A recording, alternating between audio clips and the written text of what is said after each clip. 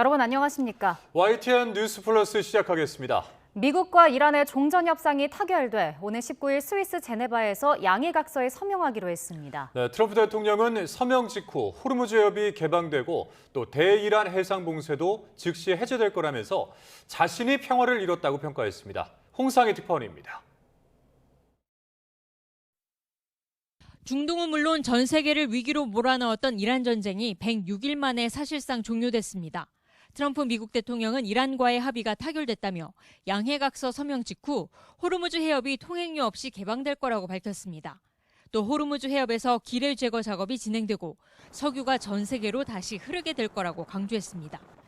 이란에 대한 미군의 해상 봉쇄도 즉시 해제를 승인한다고 말했습니다.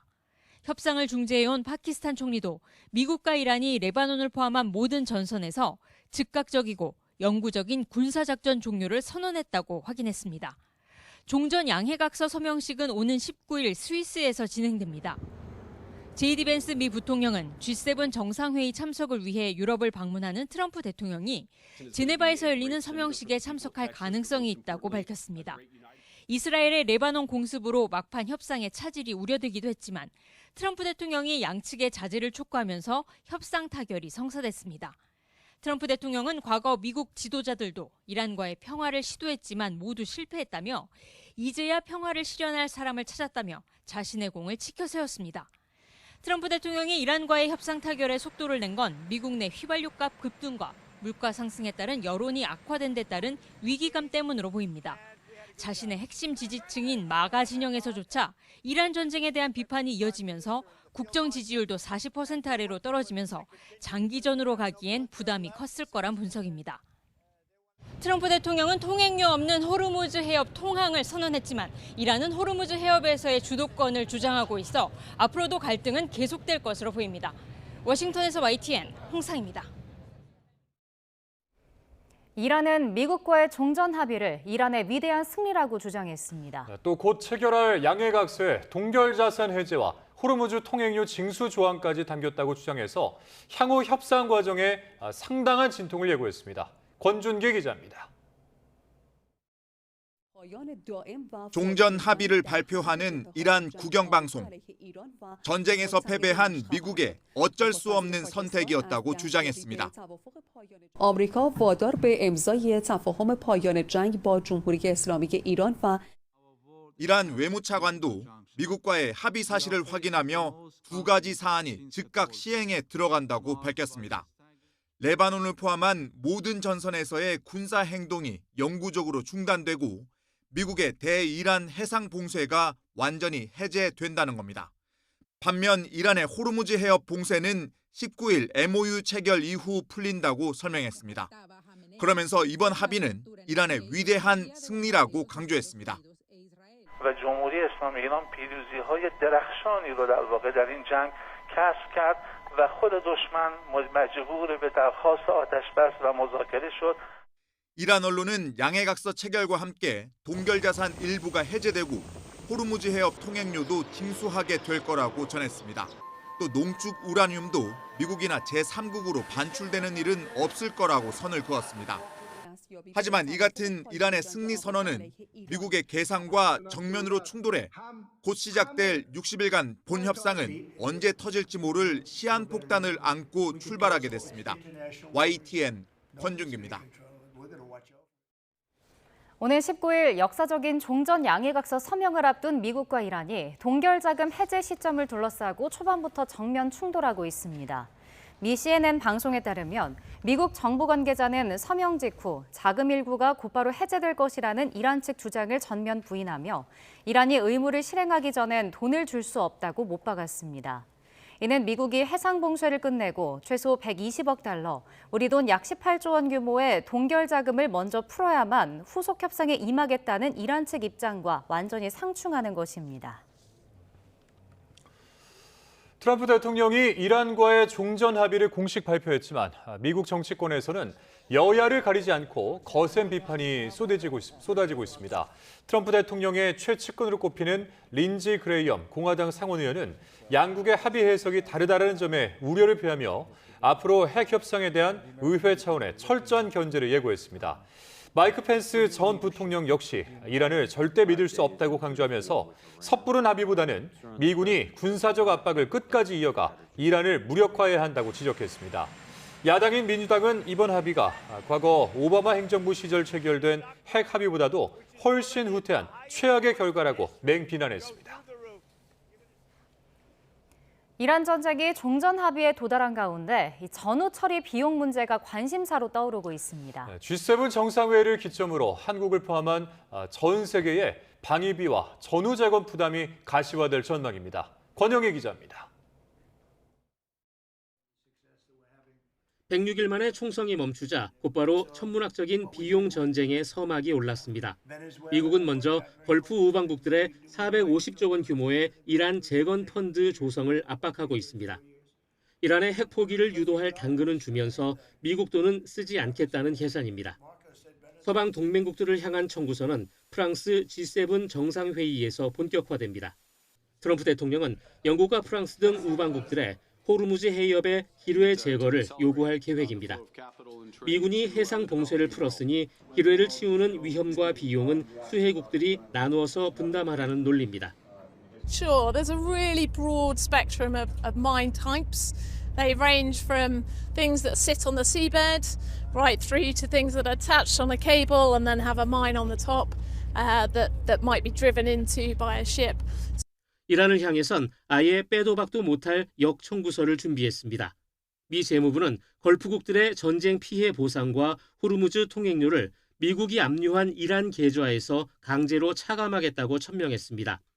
최대 1,200달러에 달하는 동결 자산을 인질로 잡고 향후 핵 해체 협상까지 쥐고 가겠다는 셈법입니다. Nothing is going to be on the table until we see the Strait of Hormuz open and the Iranians agree that they have to turn over the highly enriched uranium. 미국은 돈 한 푼 쓰지 않고 중동 평화를 이끈 리더라는 과실만 독차지하겠다는 전략입니다. 당장 원유 수송로인 호르무즈 해협의 기뢰 제거 비용 분담이나 파병 압박이 한국 정부로도 번질 수 있습니다.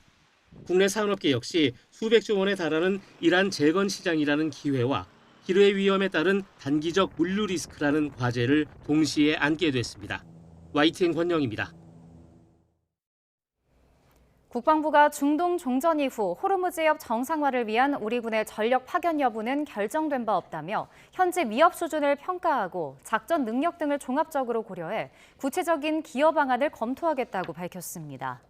정빈나 대변인은 정례 브리핑에서 국방부는 호르무즈 해협의 안전한 통항 보장을 위한 국제사회 논의에 적극적으로 참여하고 있고 현재까지 미국 측의 협조 요청은 없었다며 이같이 말했습니다. 이어 소말리아 아덴만 해역에 파견된 청해 부대는 정상적으로 지시된 해역에서 임무를 수행하고 있다며 파병 목적이 변경되는 경우 국회 동의가 필요하다는 기존 입장을 유지했습니다. 미국과 이란의 종전 합의 소식에 코스피가 5.2% 급등해 8,500선에 복귀했습니다. 코스피는 외국인과 기관의 동반 순매수에 5.2% 오른 8,545로 장을 마쳤습니다. 장 초반 코스피가 급등하면서 올해 14번째 매수 사이드카가 발동됐습니다. 삼성전자가 4.5%, SK하이닉스가 6.4%, 현대차가 6.6% 급등하는 등 시가총액 상위 종목 대부분 상승했습니다. 유럽을 순방 중인 이재명 대통령이 투표용지 부족 사태로 촉발된 서울 잠실 일대 시위와 관련해 시위대는 타인의 권리 침해가 없도록 자제해야 한다고 지적했습니다. 이 대통령은 오늘 SNS에 올림픽공원 핸드볼 경기장 개표소 봉쇄 시위로 내부에 사무실을 둔 체육단체들의 국제대회 출전 준비 등 업무가 마비되고 있다는 언론 보도를 공유하며 이같이 적었습니다. 그러면서 시위대 민간인 출입 제한 행패 등 위력에 의한 업무방해 행위자는 물론 공모자에 대해 엄중 수사를 경찰에 지시했다고 밝혔습니다. 잠실 개표소 봉쇄 시위와 관련해 경찰이 평화적 의사표현은 적극 보장한다면서도 이 불법 행위에 동조했다가는 패가망신할 수 있다며 강하게 경고했습니다. 경찰관 모욕 사건에 대해서도 사람을 특정해서 체포하는 건 한국 경찰이 최고라며 모욕에 참여한 사람들도 조만간 검거될 거라고 강조했습니다. 표정국 기자입니다. 투표용지 부족 사태에 항의하는 잠실 개표소 봉쇄 시위가 열흘 넘게 이어지고 있습니다. 경찰은 시위 현장에서 벌어진 불법 행위 15건에 대해 수사하고 있다고 밝혔습니다. 핸드볼 선수 검문 검색과 언론인 폭행, 경찰관 모욕, 시위 참가자 간 폭행 등입니다. 박종보 서울경찰청장은 유소년 핸드볼 선수들을 상대로 한 불법 검문 검색에 대해 다중의 위력을 과시한 심각한 범죄라며 특수강요죄를 적용해 수사하고 있다고 밝혔습니다. 박 청장은 특수강요죄는 10년 이하 징역으로 형량이 매우 높다며 불법 행위에 동조했다가 공범이 되면 패가 망신할 수도 있다고 경고했습니다. 또 취재진 폭행 사건에 대해선 있을 수 없는 일이라며 일단 체포감금죄로 조사하고 있다고 말했는데 특수체포감금죄 적용 가능성도 내비쳤습니다. 경찰은 두 사건의 적극 가담자 6명을 특정하고 있다며 이 가운데 일부는 신원을 확인했다고 설명했습니다. 경찰은 시위 현장에서 벌어진 경찰관 모욕과 관련해서도 3건의 고소를 접수해 수사하고 있는데 박 청장은 사람을 특정해 체포하는 건 한국 경찰이 최고다. 마음만 먹으면 얼마든지 할 수 있다며 당시 모욕에 참여한 사람들도 조만간 검거될 거라고 생각한다고 자신했습니다. 박 청장은 다중위력을 이용해 불법 행위를 하는 경우 훨씬 중하게 처벌받는다며 아무 생각 없이 동조했다간 나중에 큰 책임을 져야 한다는 걸 시위대가 유념했으면 좋겠다고 거듭 강조했습니다. 다만 시위 자체에 대해선 평화적 의사표현은 헌법상 보장하는 국민의 권리인 만큼 경찰에서 적극 보장할 거라고 덧붙였습니다. YTN 표정우입니다. 이렇게 집회와 시위가 이어지면서 해당 체육단체들의 업무 피해가 가중되자 대한체육회가 법적 대응을 예고했습니다. 펜싱 대표팀의 경우에는 대회 출전을 앞두고 선수들이 사용할 칼도 꺼내지 못해 애를 먹고 있습니다. 허재원 기자입니다. 지난 3일 지방선거에서 벌어진 투표용지 부족 사태 이후 개표소로 쓰였던 올림픽공원 핸드볼 경기장 인근엔 열흘 넘게 집회와 시위가 이어지고 있습니다. 핸드볼 경기장 내에 사무실을 쓰는 체육단체 직원들의 출입도 봉쇄된 상태. 해당 단체의 행정이 마비되고 피해가 커지면서 대한체육회가 나섰습니다. 국가가 위탁한 공공 업무가 방해받고 있으며 선수들의 권익과 체육인들의 생존권이 침해받고 있는 상황입니다. 유승민 회장은 정부와 경찰의 조속한 사태 해결을 촉구하며 법적 대응에도 나서겠다고 밝혔습니다. 대한체육회와 회원 종목단체는 현재 발생한 업무 방해와 피해가 확인될 경우 책임 있는 조치를 취하겠습니다. 오는 19일부터 인도에서 열리는 아시아 선수권 출전을 앞둔 펜싱 대표팀은 항공기 예약 등 행정 업무뿐 아니라 선수들이 경기에 사용해야 할 칼도 꺼내지 못해 애를 태우고 있습니다. 저희 이제 선수들은 일진이 내일 시간을 말씀드리고 내일 합니다. 그래서 저희가 선수들한테 이제 지난주 금요일부터 계속 부탁을 해서 각자 좀 빌려서 준비를 하자. 22일부터 인천에서 세계 선수권 대회를 개최하는 수중 핀 수영 협회는 한참 대회 준비로 바쁠 시간을 그냥 흘려보내고 있습니다. 핸드볼 경기장 안에 업무 시설이 있는 체육단체는 9개. 각 출입구를 맡고 있는 시위대와 출입 방안을 수차례 논의했지만 시위대가 사무실 내부 촬영 등을 조건으로 내걸며 협의는 불발됐습니다. 당연히 존중받아야 할 권리지만 다른 국민의 권리를 침해하지는 말아달라는 체육인들의 호소에 시위대가 답을 내놓을 차례입니다. YTN 허재원입니다. 선관위가 소쿠리 투표 사태 당시 성과급을 단돈 1,000원 빼고 전부 집행해 논란을 빚고 있다는 사실 앞서 YTN이 단독 보도로 전해드렸습니다. 네, 무려 58명 부정 합격 의혹이 불거졌던 3년 전 자녀 티켓 채용 논란 때도 선관위는 성과급 예산 대부분을 받아간 것으로 확인이 됐습니다. 자, 자세한 내용 취재기자 연결해서 알아봅니다. 박희재 기자, 성과급 후속 내용 전해주시죠. 네, YTN은 지난 2022년 소쿠리 투표 당시 선관위가 성과급 예산 99.99%를 집행했다는 소식 전해드렸는데요. 이듬해인 2023년 자녀 티켓 채용 논란으로 국민적인 지탄을 받았을 때도 선관위는 성과급 대부분을 집행한 것으로 확인됐습니다. 국민의힘 김승수 의원이 중앙선관위로부터 받은 2023년 인건비 집행 현황 및 세부 자료를 보면요. 성과 상여금 항목으로 배정된 예산 85억 2,040만 5천 원 가운데 83억 6,319만 5천 원이 집행된 것으로 파악됐습니다. 남은 액수는 1억 5천만여 원으로 집행률은 98.1% 수준입니다. 선관위 내부 성과급 관련 규칙은 근무 성적이나 그 밖의 업무 실적 등이 우수할 때 이 성과 상여금을 지급하도록 하고 있는데요. 이런 성과급이 지급된 지난 2023년은 선관위 당시 박찬진 사무총장과 송봉섭 사무차장 자녀가 경력직으로 입사한 게 드러나 동반 사퇴하는 등 상당한 논란을 빚었던 해입니다. 2년에 걸친 감사원 감사 결과 전현직 선관위 직원 32명이나 채용 비리에 연루된 거로도 뒤늦게 드러났는데요. 이 중앙선관위는 YTN 관련 질의에 예산 범위 안에서 지급했고 징계 대상자들은 성과급 지급에서 올해 제외했다고 해명했습니다. 지금까지 정치부에서 전해드렸습니다. 선거 당일 중앙선거관리위원회 선관위원 9명 가운데 2명만 선관위 청사로 출근한 것으로 파악됐습니다. 국민의힘 김은혜 의원이 중앙선관위에서 받은 관계자 청사 출입 기록을 보면 노태학 당시 선관위원장과 위철환 당시 상임위원만 지난 3일 경기 과천청사에 나온 것으로 기록됐습니다.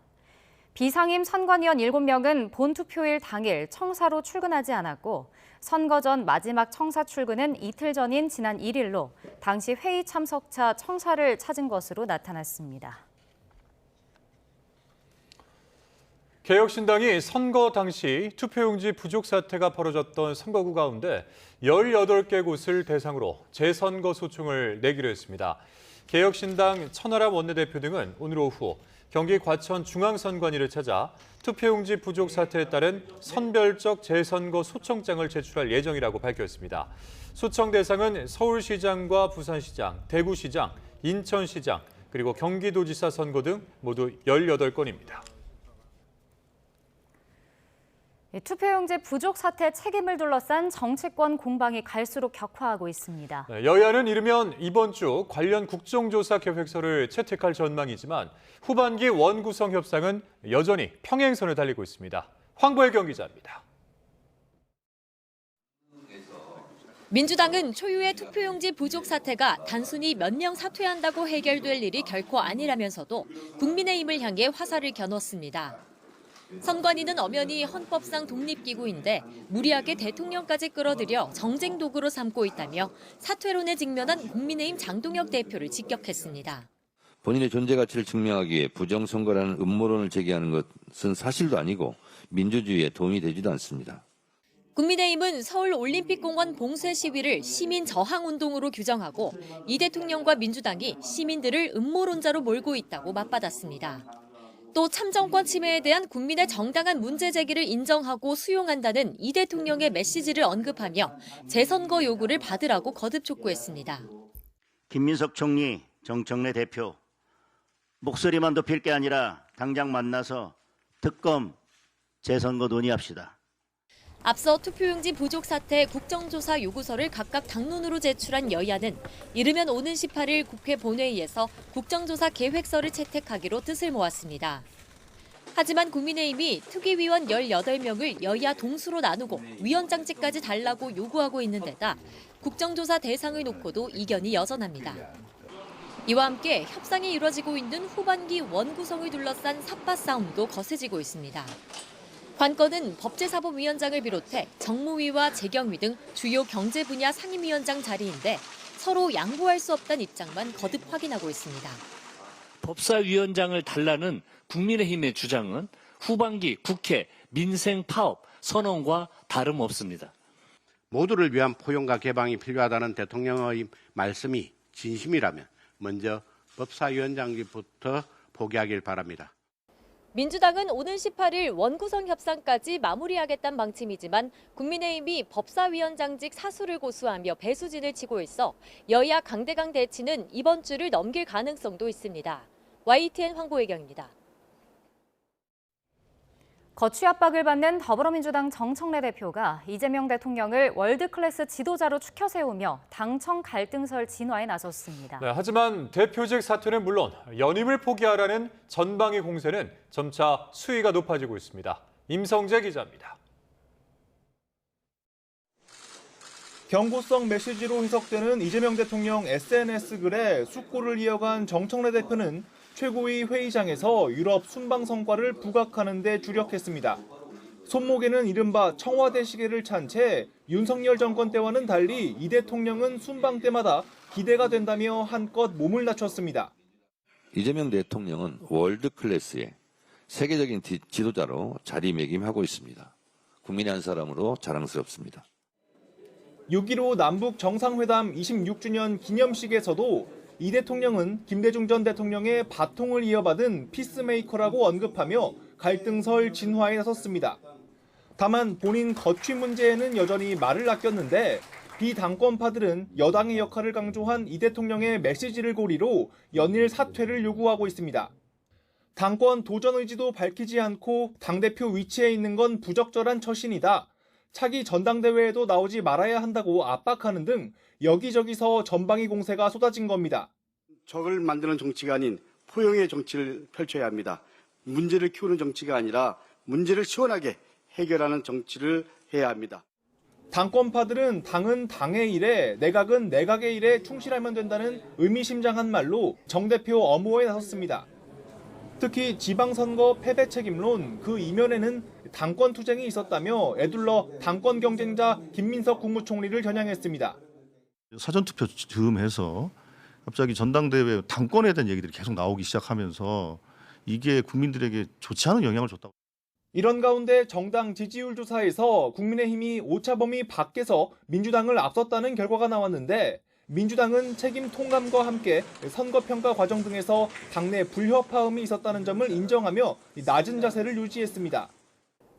다음 주 중후반 전당대회 준비위원회 설치 계획 등을 고려하면 이르면 이번 주 정청래 대표가 당대표직에서 사퇴할 수 있습니다. 이는 곧 연임도전을 의미할 가능성이 큰 만큼 당 내홍 역시 다시 한번 기로에 서게 될 전망입니다. YTN 임성재입니다. 유시민 전 노무현재단 이사장이 오늘 노무현재단 홈페이지를 통해 당분간 노무현재단을 떠나서 살겠다며 재단의 상임고문 해촉을 요청했다고 밝혔습니다. 해촉 요청 이유로는 앞으로 할 비평 활동 때문에 노무현재단이 혹시 겪게 될지 모르는 어려움을 예방하기 위해서라고 설명했습니다. 노무현재단은 오늘 유 상임고문의 사임 요청에 따라 상임고문직을 해촉했다고 공지했습니다. 국민의힘 지도부가 장동혁 대표 거취를 놓고 또다시 공개 충돌했습니다. 좀비 지도부는 물러나야 한다는 요구에 장 대표는 지지해준 국민에 대한 모욕이라면서 반발했는데 곧 있을 의원총회가 분수령이 될 것으로 보입니다. 부장원 기자입니다. 국민의힘 경기도지사 후보로 나섰다가 낙선한 양양자 최고위원은 복귀 후 첫 지도부 회의에서 총사퇴론을 꺼내들었습니다. 함께 자리에 앉은 지도부를 좀비로 표현하며 선거 결과에 책임을 지고 물러나는 게 민심에 따르는 길이라고 목소리를 높였습니다. 우리 국민의힘 지도부는 좀비 지도부로 불립니다. 최대한 빨리 우리가 길을 비켜줘야 한다고.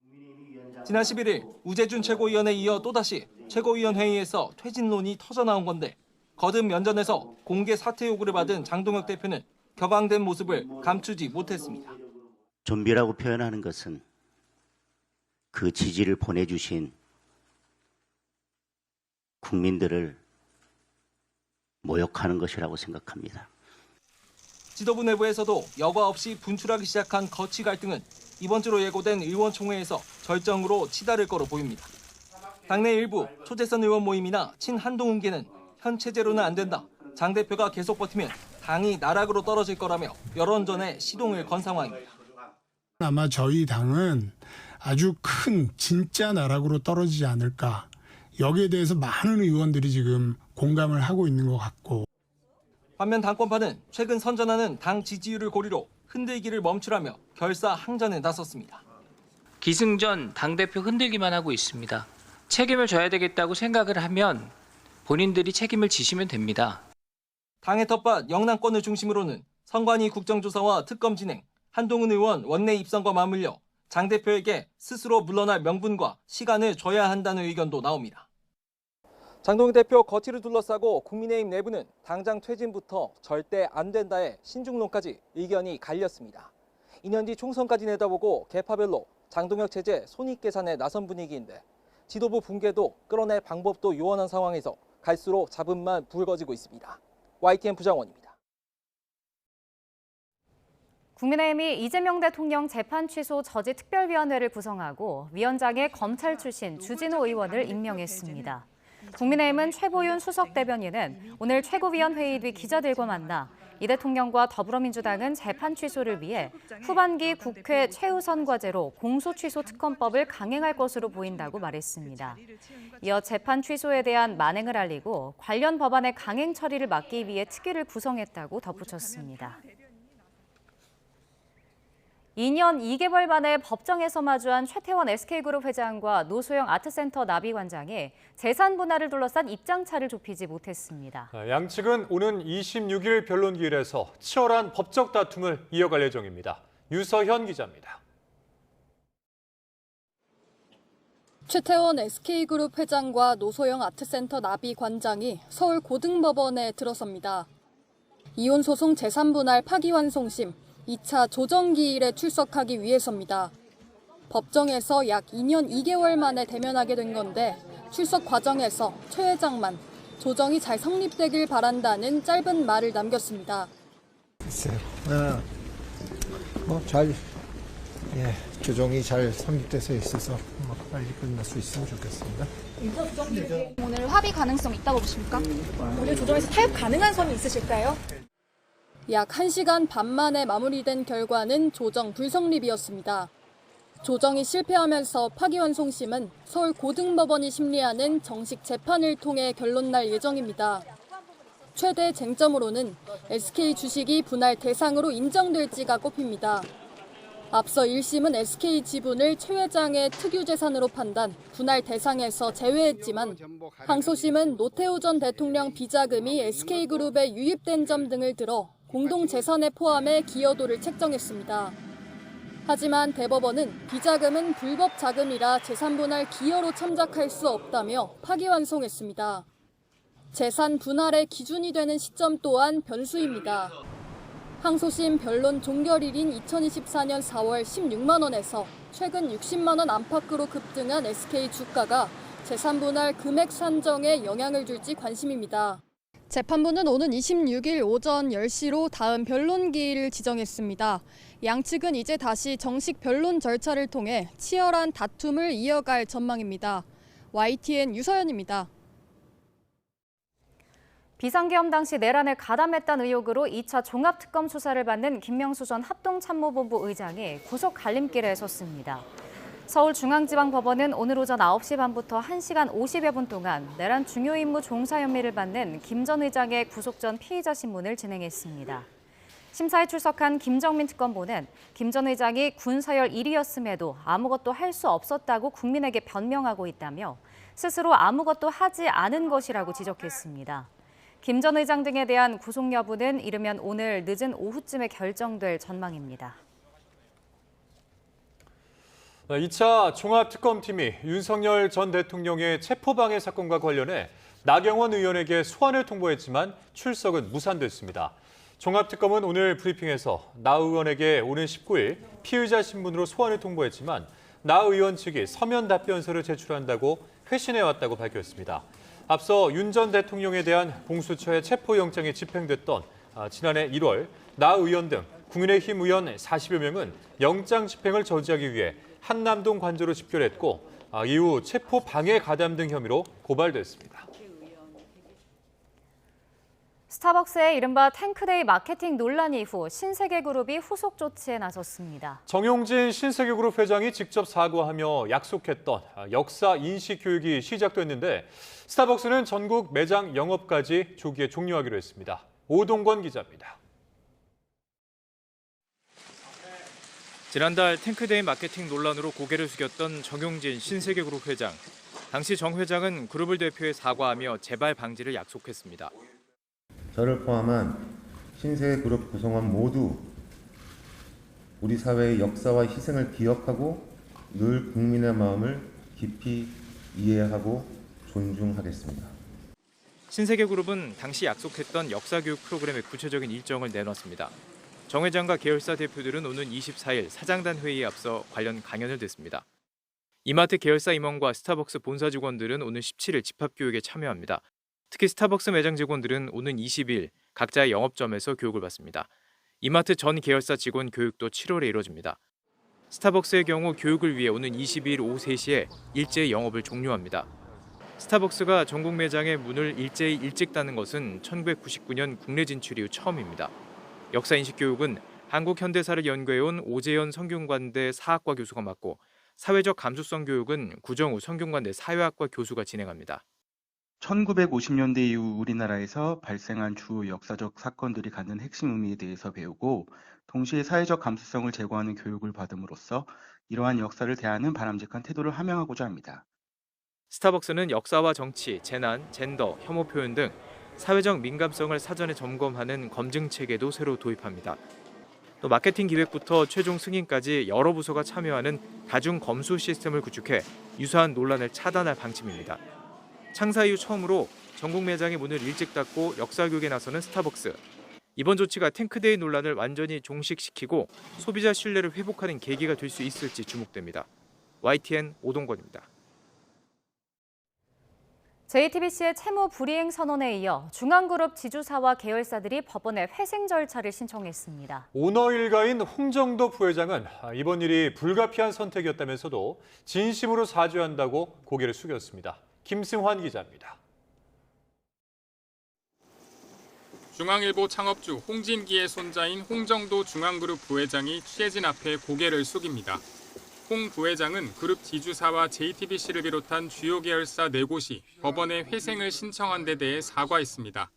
채권자와 주주 등 피해 회복을 최우선 과제로 최선을 다하겠다면서 이번 절차가 불가피했다고 설명했습니다.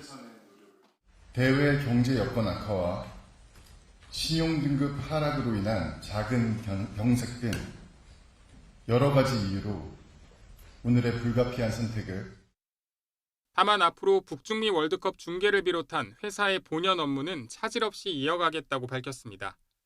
홍 부회장은 사내 메시지를 통해서도 회사를 정리하는 절차가 아니며 법원의 감독 아래 회사를 정상화하고 기존 경영진이 경영을 이어가는 게 원칙이라고 설명했습니다.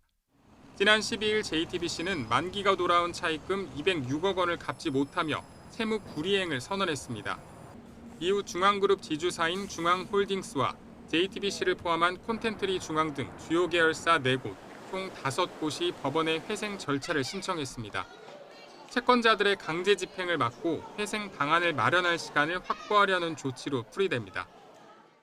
JTBC가 발행한 800억 규모의 유동화 증권 보증을 비롯하여 계열사 간 얽혀있던 우발 채무 리스크가 복합적으로 작용하면서 그룹 전반의 자금 경색으로 이어진 것으로 분석됩니다.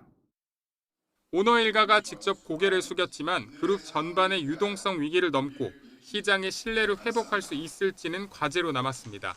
YTN 김승환입니다.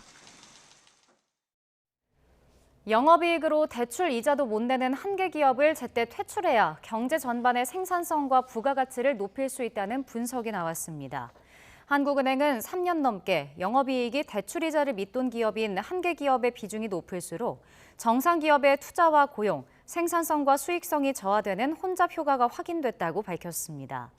또 한계 기업 25%를 퇴출하면 총 요소 생산성과 부가가치는 각각 0.2%와 0.35% 증가할 것으로 예측되지만 퇴출 과정에서 정상 기업의 약 0.3%는 부실화될 가능성도 상존한다고 덧붙였습니다. 네, 조금 전 들어온 속보 전해드리겠습니다. 국민의힘이 오늘 오후 비공개 긴급 최고위원회의를 열고 서울 등 투표지 부족 지역의 전체 선거에 대한 전면 재선거 소청을 제기하기로 결정했다는 소식입니다. 최보윤 당 수석 대변인은 오늘 최고위 뒤에 기자들과 만나 서울, 인천, 경기, 광주, 전남, 울산 등 투표용지 부족 등 문제가 드러난 지역에 대한 전면 재선거를 요구한다며 선거 소청을 제기할 것이라고 밝혔습니다. 네, 앞서 장 대표는 기자들과 만나서 오는 17일까지가 이 선고 소청을 낼 수 있는 기한이고 이 선고 소청을 내야 선거 무효 소송을 낼 수 있다면서 최고위에서 논의해 볼 것이라고 말했었는데요. 자, 관련된 소식은 더 취재되는 대로 다음 보도에서 다시 전해드리도록 하겠습니다.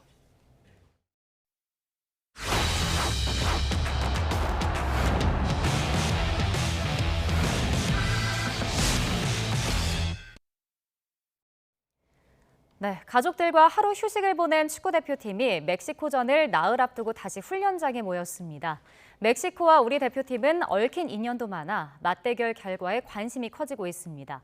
과달라하라에서 양시창 기자가 보도합니다.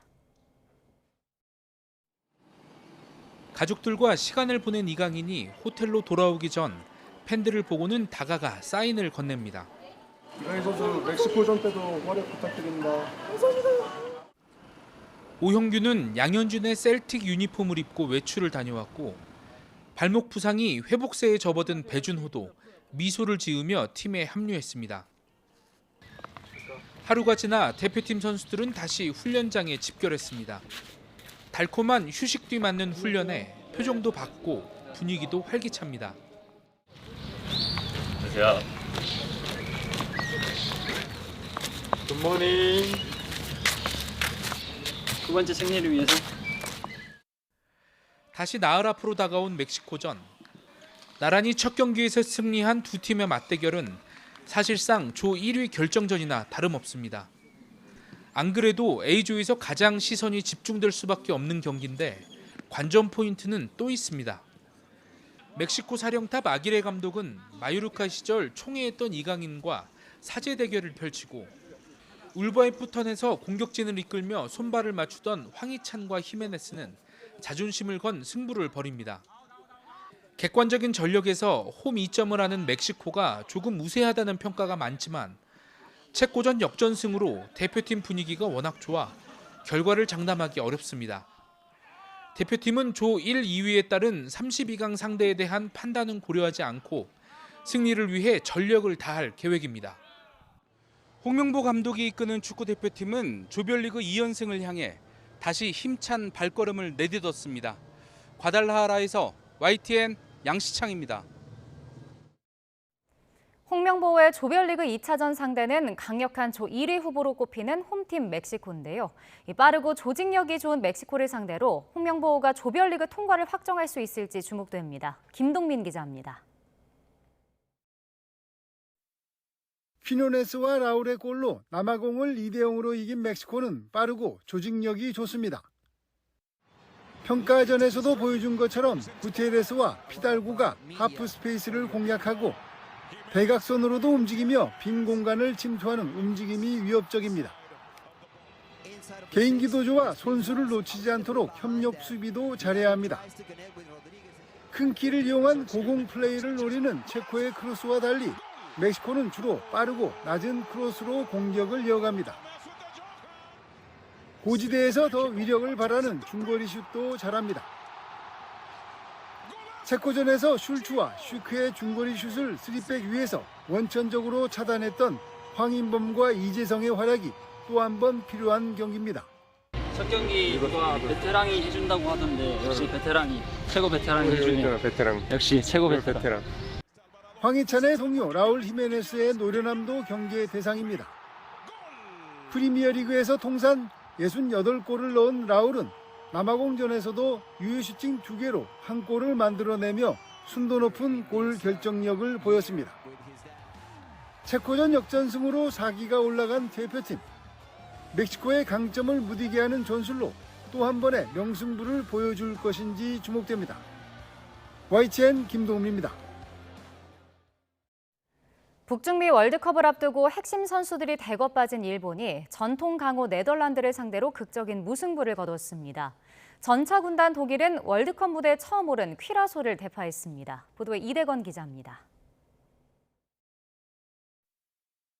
피파 랭킹 18위인 일본은 전반전 내내 랭킹 8위 네덜란드에 끌려다녔습니다. 결국 후반 들어 네덜란드의 반다이크에게 선제골을 내줬는데 나카무라의 동점골로 간신히 균형을 맞췄습니다. 이후 한 골을 더 내주며 다시 리드를 빼앗겼지만 경기 종료 단 2분을 남겨놓고 행운의 골이 터졌습니다. 코너킥 상황에서 오가와의 헤딩슛이 가마다의 머리를 맞고 굴절되면서 골문 안으로 들어가 승점 1을 챙겼습니다. 핵심 공격 자원인 미토마와 미나미노가 부상으로 빠지고 대회 직전 엔도까지 낙마한 일본으로선 네덜란드를 상대로 만족스러운 결과를 얻어냈습니다. そうですね、先ほどもお話しした通り、常に勝ち点3を目指して戦っているので、勝ち点3は残念だという話はしましたけど、でもオランダ相手に、このワールドカップの舞台で 독일은 월드컵 첫 무대에 오른 퀴라소의 화끈한 신고식을 선사했습니다. 멀티골을 기록한 하베르츠를 비롯해 선수 6명이 골고루 골맛을 본 독일은 단 한 골을 내주고 대승을 거뒀습니다. 카리브해 작은 섬나라 퀴라소는 전반 한때 1대1로 맞섰지만 전차 군단을 상대하기엔 역시 역부족이었습니다.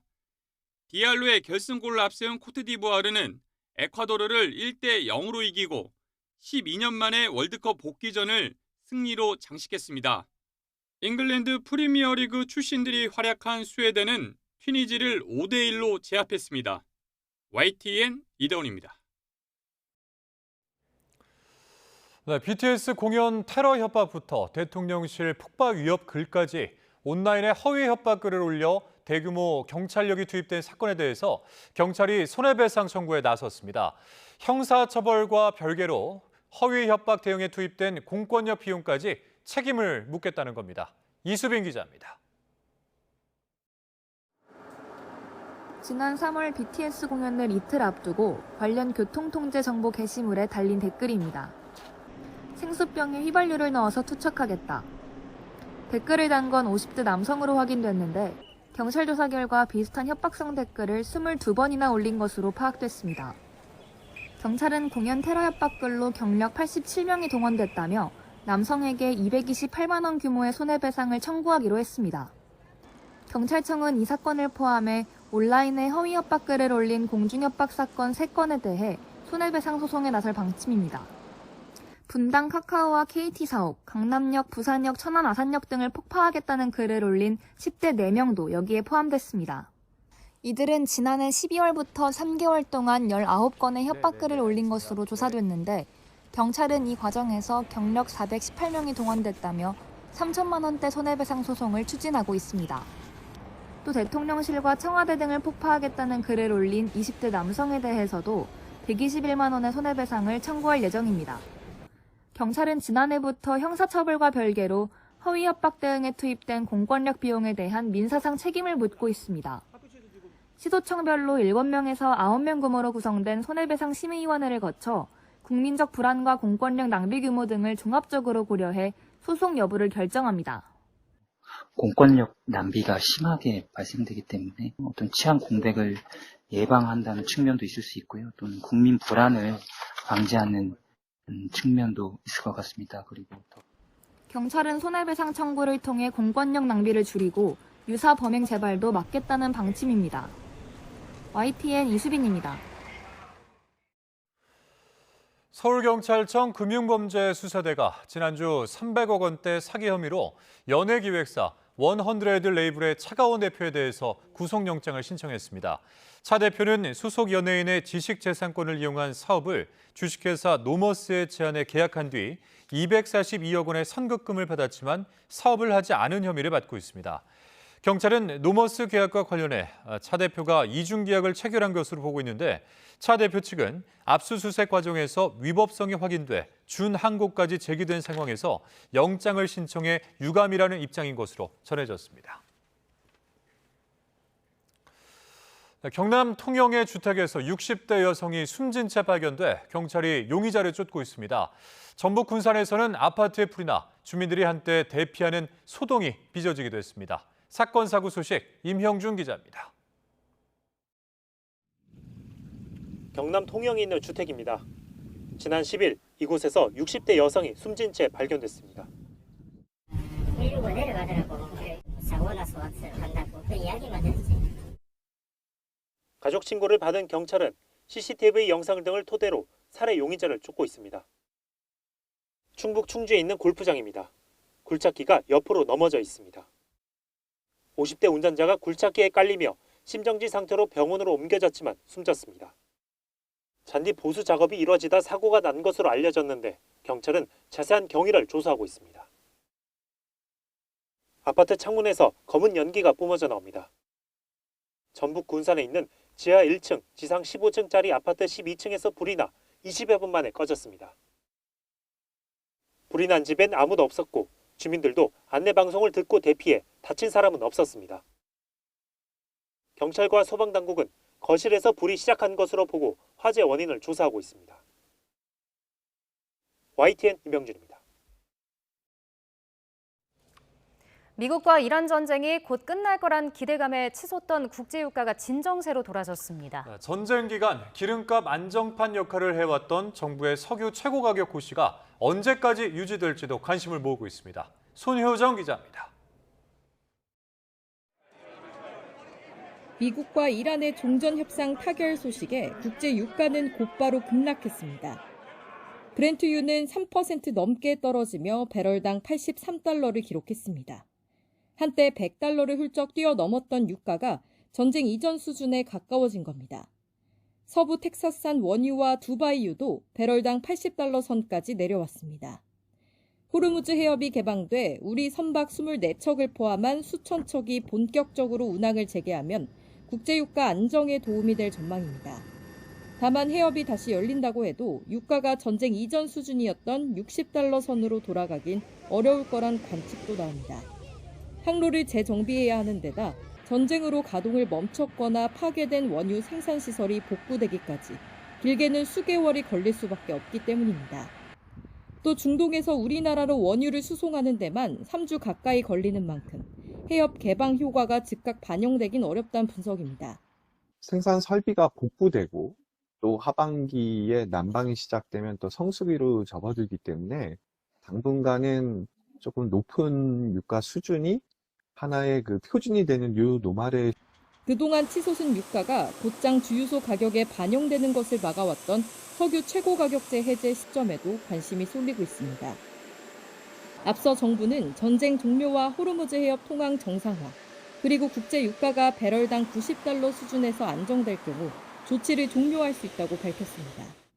호르무즈 상황에 어떤 이 안정화되는 거 하나, 유류 가격, 그러니까 국제 유가가 어느 정도 예측 가능성이 확보되는 전쟁 전까지 돌아가지는 않더라도 100불 이하 90불대. 다만 최고 가격제를 바로 끝낸다면 주유소 기름값이 급등할 우려가 있는 만큼 실제 종전 여부를 지켜본 뒤 단계적으로 해제에 나설 것으로 전망됩니다. YTN 손효정입니다. 투표용지 부족 사태 원인을 조사하는 선관위 진상규명위원회가 이제 활동 반환점을 돌았습니다. 네, 오늘은 투표용지가 부족하다는 이 현장 보고에도 조치가 늦어진 점 등을 집중적으로 조사했다고 하는데요. 자, 현장 브리핑 진행한다고 합니다. 들어보겠습니다. 금일 4차위원회 주요 논의사항에 대해서 말씀드리겠습니다.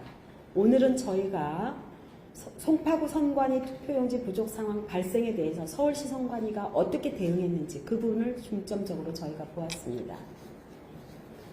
오전 11시 40분에서 50분경 이미 송파구 선관위 직원이 무번호 투표용지 부족 상황을 예상을 해서 일련번호 부여를 문의했으나 서울시 선관위는 추후 발생할 사태의 심각성을 전혀 인지하지 못하고 있었던 것으로 보입니다.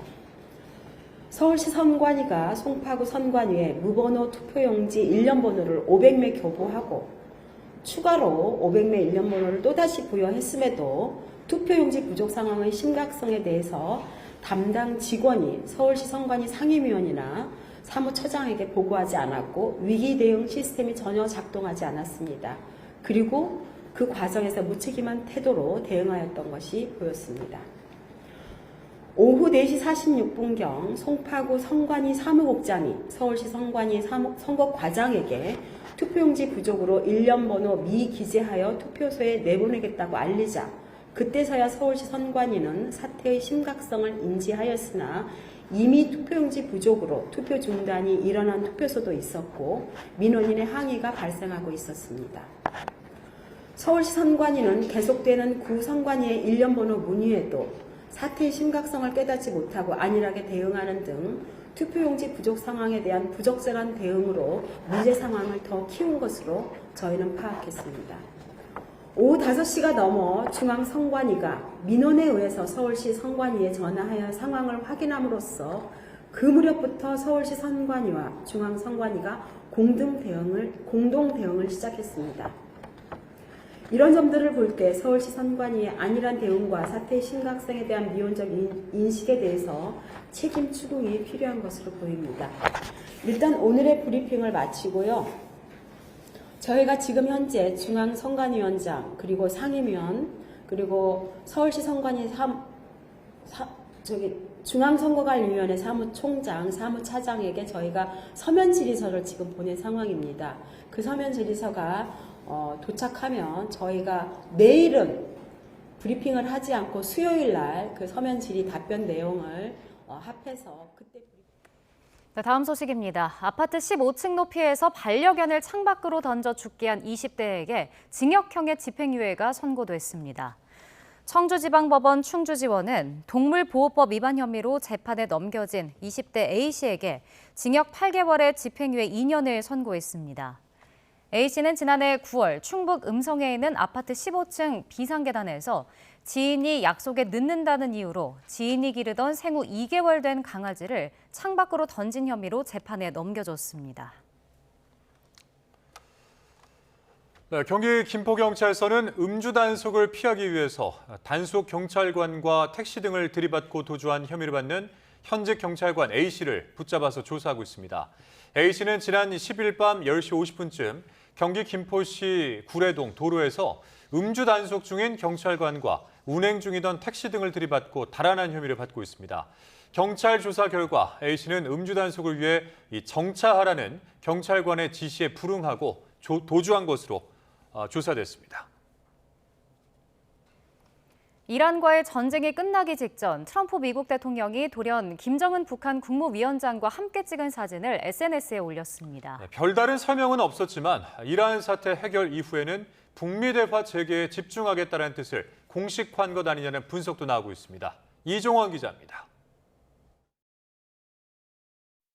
트럼프 미국 대통령이 SNS에 올린 사진입니다. 트럼프 일기 때인 2018년 6월 싱가포르에서 열린 제1차 북미 정상회담 당시 김정은 국무위원장과 함께 호텔 정원을 산책하는 모습을 담았습니다. 별도의 글은 남기지 않았습니다.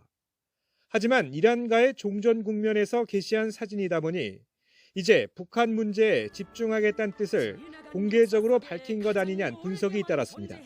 이란 문제가 해결이 됐으니까 북한과 한번 협상을 한번 해보자, 그런 뜻으로 저걸 올렸다라고 보는데요. 김정은과 나는 여전히 잘 통한다는 트럼프 특유의 러브콜로 볼 수 있다는 건데 북미 정상 간의 깜짝 회동 가능성은 트럼프 2기 출범 이후 꾸준히 제기돼 왔습니다. 특히 지난해 10월 경주 에이펙을 계기로 한 트럼프의 방안과 지난달 베이징에서 열린 미중 정상회담이 유력한 시점으로 거론됐지만 결국 불발됐습니다. 지난 3월엔 김민석 총리를 만난 트럼프 대통령이 이런 말도 남겼습니다. 김정은 위원장이 미국과 또 트럼프 대통령과의 대화를 원하는지에 대해 궁금하다 하면서 제 의견을 물었습니다.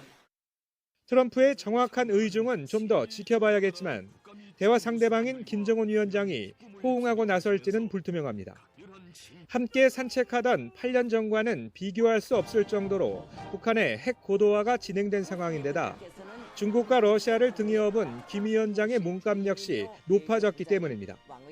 무엇보다 비핵화를 공동 목표로 둔 한미에 맞서 북한은 미국과의 대화 테이블에 앉기 위한 전제 조건으로 핵보유국 지위 인정을 일관되게 주장하고 있습니다.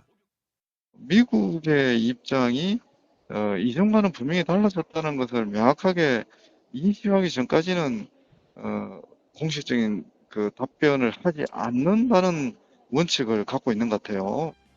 11월 중간 선거를 앞두고 대외 성과를 극대화하려는 트럼프의 정치적 계산이 예측 불가능한 성과를 도출할 수 있다는 관측도 있지만 아직은 산 넘어 산이란 평가가 일반적입니다. YTN 이종원입니다. 네, 이재명 대통령이 바티칸 교황궁에서 레오 14세 교황을 면담한 가운데 청와대가 결과를 브리핑합니다. 현장 연결해 보겠습니다. 예, 지금부터 유럽 순방 결과 관련 안보실장 브리핑을 시작하도록 하겠습니다. 네, 이재명 대통령의 유럽 순방 결과 브리핑을 시작하겠습니다. 유럽 순방 일정 중에 벨기에 EU 이탈리아 교황청으로 이어진 양자 일정이 오늘로 일단락되었습니다. 우선 유럽 물류의 중심지인 벨기에 방문을 통해서 우리 기업들의 유럽 진출을 촉진하였습니다. EU와는 디지털 통상협상 체결과 안보협력 확대를 통해서 한국과 EU가 글로벌 도전 과제에 함께 대응해 나가기로 했습니다. 이탈리아와는 특별 동반자 관계를 격상하고 첨단 산업과 중소기업, 문화와 관광에 이르기까지 국민들이 체감할 수 있는 실질 협력의 폭을 크게 넓혔습니다. 어제와 오늘은 교황청 공식 방문 일정이 있었습니다. 이 대통령은 어제 오전 평화와 연대를 위한 특별 미사에 참석하고 기념 연설을 하셨습니다. 6.15 남북 공동선언 26주년을 맞아서 6.15 선언이 한반도 평화를 위해 남긴 희망의 불씨가 여전히 살아있다는 확신을 밝히셨습니다.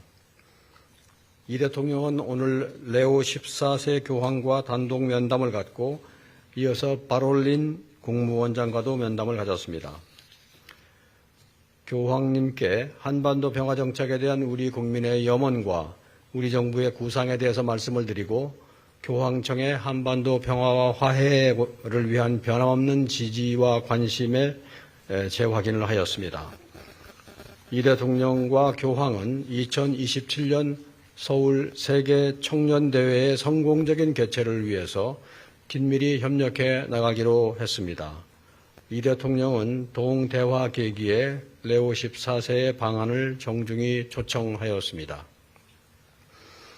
이 대통령은 오늘 오찬을 겸해 개최되는 이탈리아 동포 간담회에 참석하여 현지 동포 사회를 격려하고 애로사항을 정취하는 시간을 가질 예정입니다.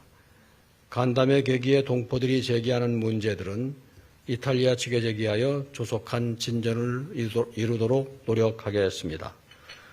이번 유럽 순방은 현재의 문제와 함께 미래의 협력의 방향을 함께 모색하는 의미 있는 여정이었습니다. 우크라이나 전쟁과 중동 정세, 한반도의 평화, 경제 안보와 공급망의 안정, 위기 대응과 에너지 협력에 이르기까지 오늘날 국제사회가 직면한 주요 현안에 대해서 폭넓은 공감대를 형성하고 대한민국의 비전과 메시지를 전달하였습니다. 이번 순방은 대한민국이 유럽과 양자관계 심화뿐만 아니라 세계 질서의 변화 속에서 평화와 번영, 연대와 협력이라는 공동의 가치를 중심으로 국제사회와 함께 해법을 모색하는 과정이었다고 말씀드릴 수 있습니다. 이제 유럽과의 축적된 신뢰와 협력이 성과를 바탕으로 내일부터 이틀간 이어지는 G7 정상회의에 참석합니다. 산적한 국제 현안을 논의하는 보다 넓은 국제 무대에서 글로벌 현안 해결에 기여하는 대한민국의 위상을 공고히 하는 중요한 계기가 될 것으로 기대됩니다. 또 이를 통하여 한국의 외교는 한반도와 동북아는 물론이고 유럽과 글로벌한 차원으로 뻗어나가 더 넓은 연대와 더 깊은 협력을 지향하게 될 것입니다. 지난 1년은 민주 대한민국의 국제사회 복귀로 시작하여 국익 중심 실용 외교의 기치하에 주변국과의 관계 안정화, 유럽, 중동, 아세안, 글로벌 사우스 등과의 실질 협력 증진, 해외 위난과 사건 사고로부터 재외 국민 보호 등을 위해 숨가쁘게 달려왔습니다. 이제 보다 넓은 세계 무대에서 대한민국은 더 큰 역할을 요구받고 있습니다. G7 플러스 외교 강국으로서 한국 외교가 이루어가는 앞으로의 과정에 대해서도 관심과 애정을 갖고 지켜봐 주시기를 바랍니다. 하루하루 더위가 더 심해지고 있습니다. 내일도 서울 낮 기온이 34도, 대전 32도, 대구 30도까지 오르는 등 예년 기온을 1도에서 많게는 6도가량 웃돌며 한여름처럼 덥겠고 특히 서울은 하루 만에 또다시 올해 가장 높은 기온을 경신하겠습니다. 더위에 건강 잃지 않도록 각별히 주의해 주시기 바랍니다. 내일도 대체로 맑겠지만 강원 북부 내륙과 산간, 호남 곳곳에는 한때 소나기가 지나겠고 제주도에는 늦은 오후부터 비가 조금 내리겠습니다. 또 대부분 지역에서 자외선이 무척 강해지겠고 해안가에서는 바닷물의 높이가 높은 기간인 만큼 안전사고에 신경 쓰셔야겠습니다. 날씨 정보였습니다.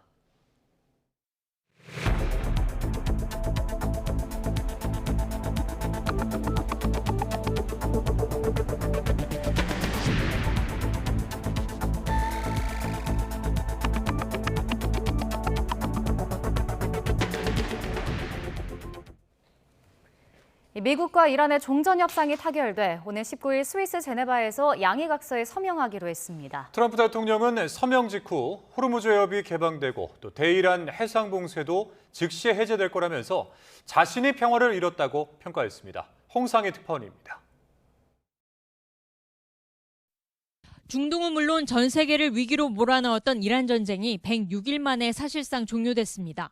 트럼프 미국 대통령은 이란과의 합의가 타결됐다며 양해각서 서명 직후 호르무즈 해협이 통행료 없이 개방될 거라고 밝혔습니다.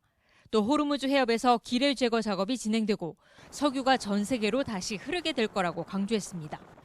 이란에 대한 미군의 해상 봉쇄도 즉시 해제를 승인한다고 말했습니다.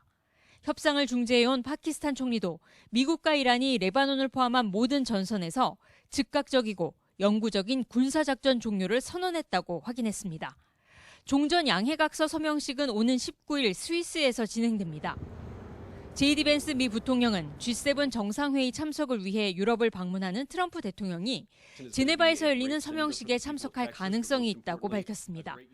이스라엘의 레바논 공습으로 막판 협상에 차질이 우려되기도 했지만 트럼프 대통령이 양측의 자제를 촉구하면서 협상 타결이 성사됐습니다.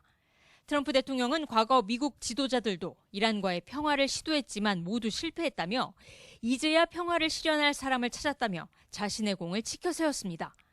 트럼프 대통령이 이란과의 협상 타결에 속도를 낸 건 미국 내 휘발유값 급등과 물가 상승에 따른 여론이 악화된 데 따른 위기감 때문으로 보입니다.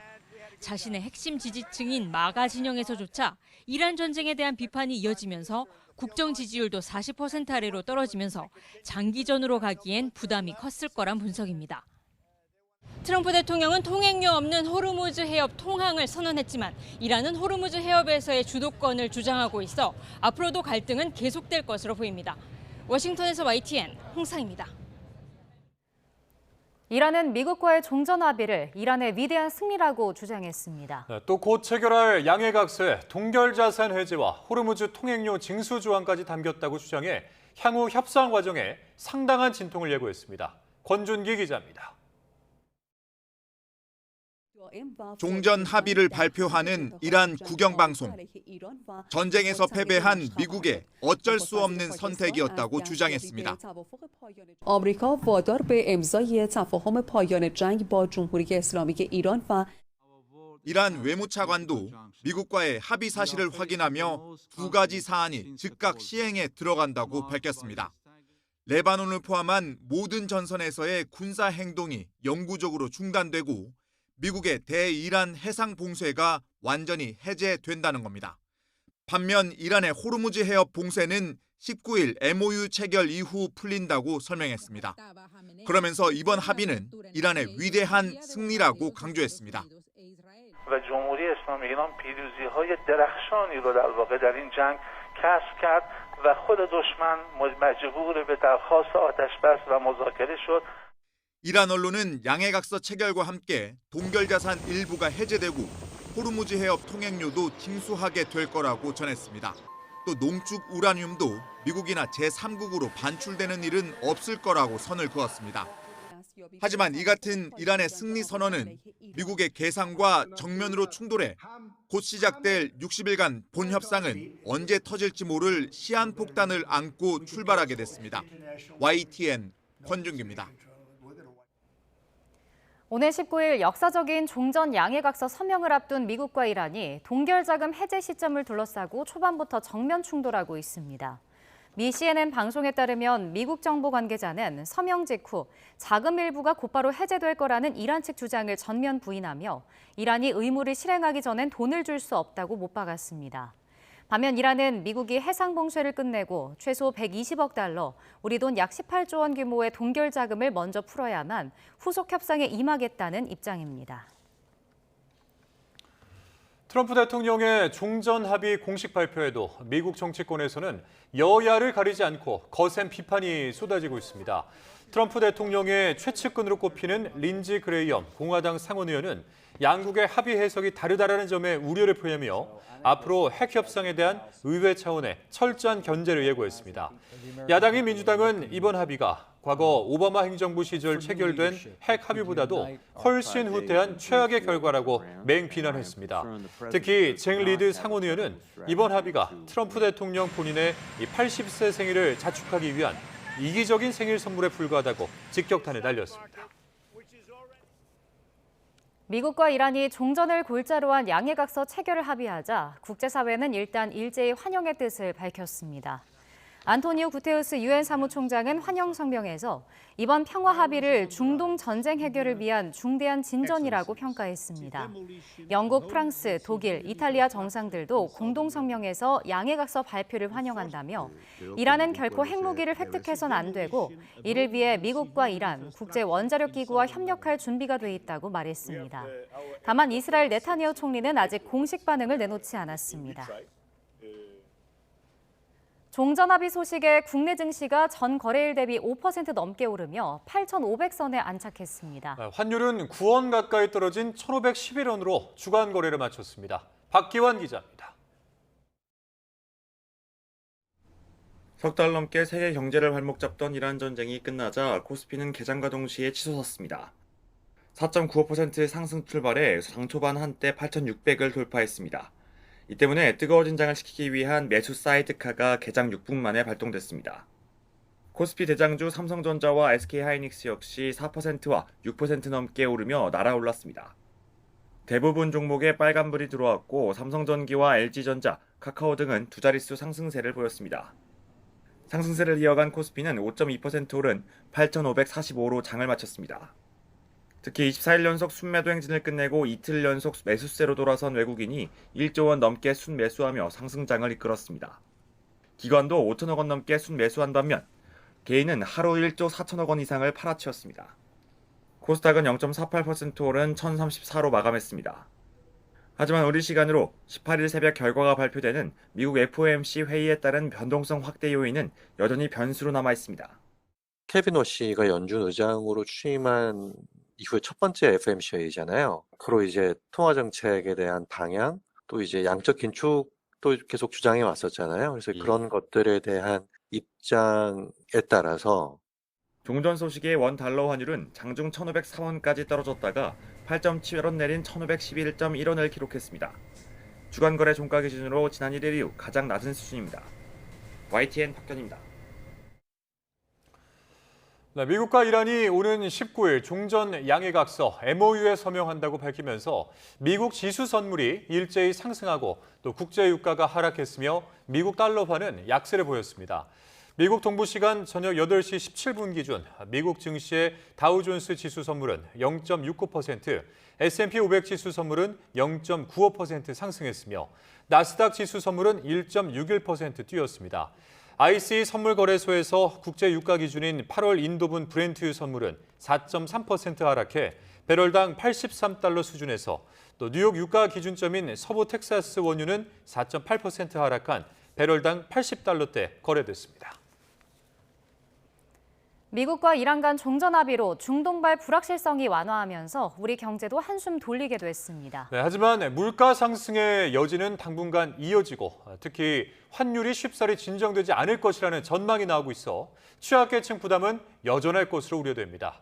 이승헌 기자입니다.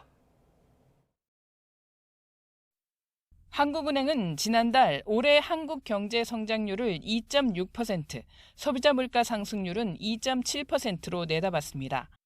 호르무즈 해협 통행이 빠르게 재개되는 경우도 추정했는데 성장률 전망치는 0.1%포인트 올리고 물가 상승률은 0.2%포인트 내리는 데 그쳤습니다. 유가가 전쟁 전 수준으로 떨어지려면 시간이 걸리는 데다 고유가와 고환율 파장이 물가에 시차를 두고 반영되기 때문입니다. 특히 환율 불안이 당분간 더 이어질 수 있다는 우려가 나옵니다. 중동 지역 위험이 남아있고 미 연준 신임 의장의 통화정책 방향이 아직 불투명한 데다 대미 투자 확대도 예정돼 있기 때문입니다. 미국과 한국 간의 금리 격차를 줄이는, 즉 한국은행이 빨리 금리를 올려주면 환율 안정이 되면서 물가 안정에 상당히 도움이 되겠으나 내수 회복에 찬물을 끼얹을 수 있다는 그런 우려가 있어서 한은의 통화 정책이 상당히 좀 고민될 거라고 생각이 됩니다.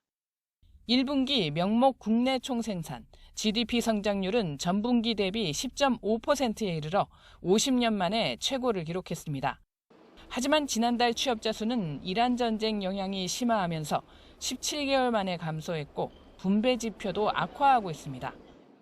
반도체 호황으로 인해 가지고 수출 물가가 올라가면서 그게 결국은 명목 GDP를 올렸다라고 보여지는 거거든요. 그래서 예전에 우리가 성장률이 굉장히 좋았을 때는 생산력 자체가 좋아서 말 그대로 정말 경제가 좋아서 그렇게 된 거거든요. 이제 그러다 보니까 결국은 어떤 문제가 생기냐면은 고성장 국면이라고 데이터는 보여지지만 고용은 굉장히 저조할 수밖에 없다. 종전 합의에도 취약계층 부담은 이어질 것으로 보여 양극화 대책 마련이 필요합니다. YTN 이승은입니다. 구윤철 부총리 겸 재정경제부 장관이 초과세수 활용법에 관해 미래를 대비하고 두 번째는 양극화도 좀 해소하기 위해서 어려운 분들이 살아갈 수 있게 지원도 해줘야 한다고 말했습니다. 구 부총리는 재정경제부 유튜브 채널에 공개된 동영상 인터뷰에서 청년들에게 창업 자금을 지원해 꿈을 지니고 살아가도록 하는 것을 미래 대비의 예시 중에 하나로 언급했습니다. 또 최근 한국 경제의 호재가 된 메모리 반도체 수요가 인공지능 시대의 전개 양상에 따라서 더 늘어날 수도 있을 것이라는 인식도 밝혔습니다. 고용 안정성이 높은 상용직 근로자가 26년 5개월 만에 처음으로 줄었습니다. 국가데이터처 국가통계포털을 보면 지난달 임금 근로자 가운데 상용 근로자는 1,674만 명으로 1년 전보다 7천 명이 줄었습니다. 상용 근로자는 1년 이상 계속 일할 것으로 예상되는 취업자로 상용 근로자 감소는 외환위기 영향권이던 1999년 12월 이후 처음입니다. 특히 2030 청년 세대에서 상용 근로자가 19만 7천 명 감소해 2020년 12월 이후 가장 큰 규모로 줄었습니다.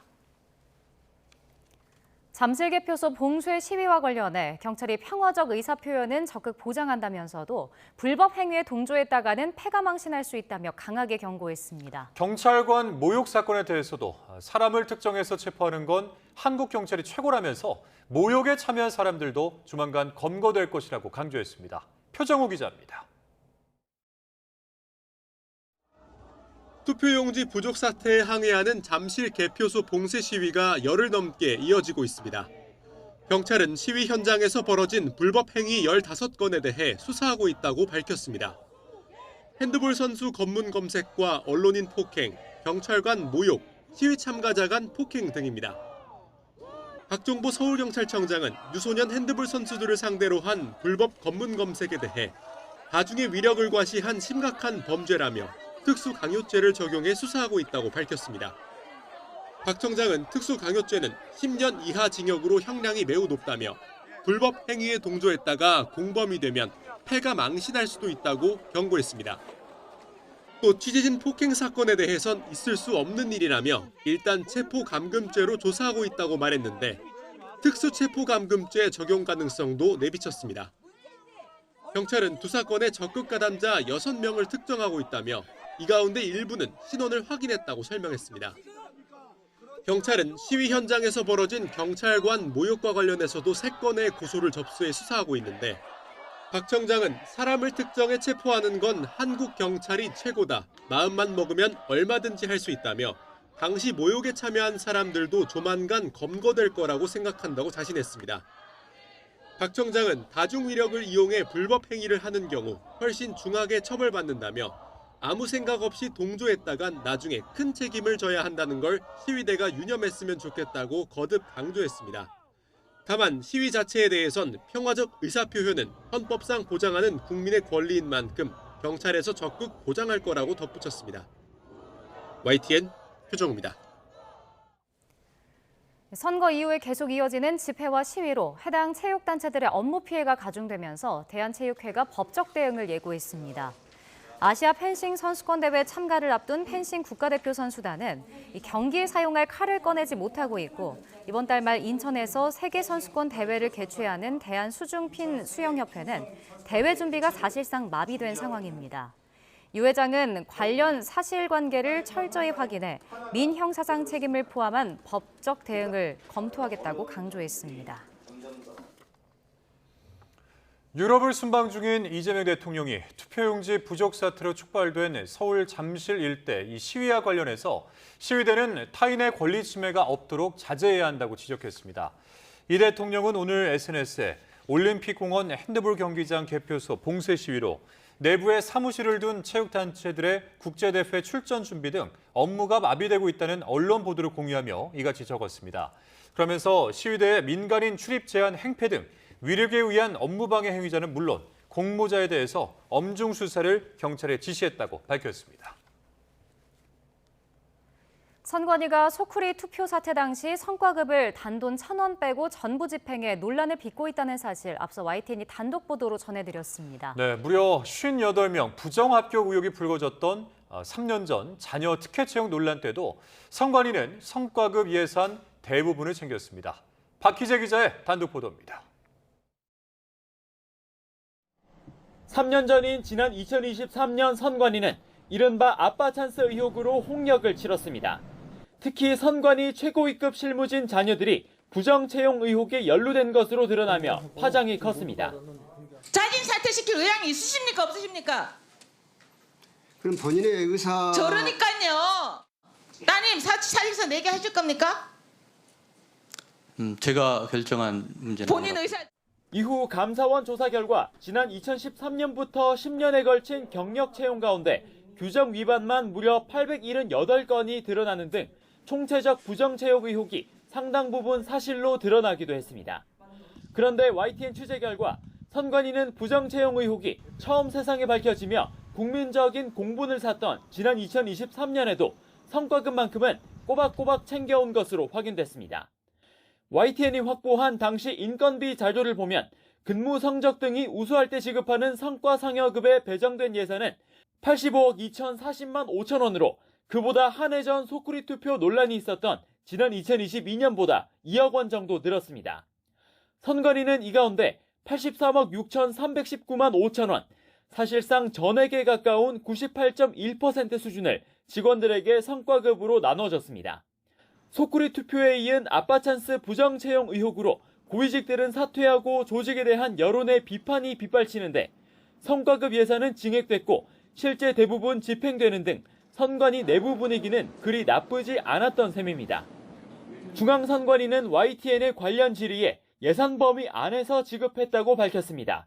또 당시 감사 대상이었던 비위 의혹 당사자들은 올해가 돼서야 성과급 지급에서 제외했다고 해명했습니다. 헌법상 독립기구인 선관위는 상당 기간 자신들의 실수나 비위와는 상관없이 국민 정서와는 동떨어진 조직 문화를 이어온 것으로 보입니다. 국회를 중심으로 한 개혁 논의가 선관위 업무부터 예산 집행까지 의미 있는 외부 감시 시스템을 만들어갈 수 있을지 관심이 쏠립니다. YTN 박희재입니다. 2차 종합특검팀이 지난해 윤석열 전 대통령 체포를 방해한 혐의로 국민의힘 나경원 의원에게 소환 조사를 통보했습니다. 서면 답변서 제출 의사를 밝힌 나 의원은 야당 죽이기 시도라고 강력 반발했습니다. 이준엽 기자입니다. 종합특검이 국민의힘 나경원 의원에게 오는 19일 특검에 나와 조사를 받으라고 통보했습니다. 지난해 1월 고위공직자범죄수사처에 윤석열 전 대통령 체포를 방해한 혐의 피의자 신분인데 나 의원 측 거부로 대면 조사는 불발됐습니다. 국민의힘 나경원 의원에게 6월 19일 금요일 소환 조사를 통보하였으나 나경원 의원실에서 서면 답변서를 제출하겠다고 회신하여 왔습니다. 특검은 답변을 받아보고 다시 소환을 통보할지를 결정하겠다는 방침입니다. 나 의원은 지난해 1월 공수처의 1차 체포영장 집행 시도 당시 대통령 관저 앞을 막아선 40여 명의 의원 가운데 한 명이었습니다. 2차 집행 때도 30여 명의 의원과 자리를 지켰고 3개월 뒤 윤 전 대통령 파면 직후 1시간가량 독대하며 고맙다는 격려를 들었습니다. 이러한 불법적인 수사 권한에 따른 불법 영장 집행을 방치하는 것은 결국 대한민국의 법치를 무너뜨리는 것이라고 생각을 합니다. 종합특검이 체포방해는 물론 다른 혐의를 포함해 국민의힘 의원에게 소환을 통보한 건 처음인데 나 의원은 야당 죽이기 시도라고 반발했습니다. 이미 한바탕 범죄몰이에도 무혐의 처분이 된 사안이라며 완장찬 특검을 앞세운 언론 플레이라고 쏘아붙였습니다. 선관위 부정과 무능을 덮고 이 대통령 셀프 공소 취소 죄상을 가리기 위한 목적이라며 법과 원칙에 따라 대응하겠다고 강조했습니다. 체포방해 혐의와 관련해서는 1차 체포 시도 때 모인 의원 전원이 고발된 상황인 만큼 향후 수사가 다른 의원들에게로 확대될지 관심이 쏠립니다. YTN 이준엽입니다. 경찰청이 지난 10일 12.3 비상계엄 당시 내란에 가담했다는 의혹을 받는 총경급 이상 고위직 경찰 공무원 16명에게 징계 수위를 최종 통보했습니다. 이번 조치로 임정주 전 경찰청 경비국장과 오부명 전 서울경찰청 공공안전차장은 해임 처분됐고 주진우 전 서울청 경비부장은 경무관에서 총경으로 강등된 것으로 파악됐습니다. 오 전 국장 등은 계엄 당시 국헌문란 목적을 인식하면서도 경찰기동대와 국회 경비대를 동원해 국회 출입을 통제하고 계엄군의 진입을 허용한 혐의로 검찰에 송치된 상태입니다. 전국 식당과 교회를 돌며 8차례에 걸쳐서 현금을 훔친 남성이 경찰에 붙잡혔습니다. 서울 창동에서는 자동차 공업사에 불이 나 5명이 다쳤습니다. 사건 사고 소식 김희영 기자입니다. 캄캄한 새벽, 한 남성이 식당 뒷문 손잡이를 돌려봅니다. 문이 잠기지 않은 것을 확인하고는 가게 안으로 들어가더니 이번에는 가위로 금고를 엽니다. 지난 3월 3일 새벽 40대 남성 A씨가 경기 남양주 식당에서 금고 속 현금을 훔치는 모습입니다. 서울 청량리 쪽 인근으로 예상이 돼서 잠복하는 도중에 버스 정류장에서 해당 버스를 정차시킨 이후에 피해자를 검거했습니다. 조사 결과 A씨는 앞서 충남 아산과 경기도 일대 식당 등에서 비슷한 수법으로 범행했는데 모두 8차례에 걸쳐 현금 320여만 원을 훔친 것으로 드러났습니다. A씨는 절도전과 구범이었는데 6년 전 발생한 남양주교회 현금암 절도 사건의 범인인 것으로 새롭게 밝혀졌습니다. 해당 사건을 담당했던 수사관이 수법이 비슷한 점을 의심해 추궁한 끝에 자백을 받아냈다고 경찰은 설명했습니다. 서울 창동에서는 낮 12시 반쯤 자동차 공업사에서 불이 나 직원과 인근 건물 주민을 비롯해 5명이 연기를 마시는 등 경상을 입었습니다. 불은 2시간 10여 분 만에 꺼졌습니다. 새벽에도 화재가 잇따랐습니다. 경기 고양시 원흥동에 있는 교회 화재로 이곳에 살던 3명이 스스로 몸을 피했고 경기 안성시에 있는 한 비닐하우스에서도 불이 나 한 개동이 완전히 탔는데 다행히 인명피해는 없었습니다. YTN 김희영입니다. 인천 논현경찰서는 강제추행과 불법 촬영 혐의를 받는 40대 남성 A씨를 현행범 체포해 조사하고 있습니다. A씨는 그제 인천 논현동에서 30대 여성을 강제로 추행하고 불법 촬영한 혐의를 받습니다. 경찰은 A씨의 휴대전화를 압수해 불법 촬영 여부를 확인하고 있습니다. 최태원 SK그룹 회장과 노소영 아트센터 나비 관장의 재산분할 소송 파기환송심의 2번째 조정기일이 열렸지만 양측은 조정에서 합의에 이르지 못하고 다시 변론 절차를 밟게 됐습니다. 서울고등법원은 오늘 재산분할 파기환송심 2차 조정기일에서 조정 불성립 결정을 내렸습니다. 양측이 1시간 반 동안 의견을 나눴음에도 이견을 좁히지 못한 것으로 보이는데 최 회장과 노 관장 모두 취재진 질문에 아무런 답변 없이 법원을 빠져나갔습니다.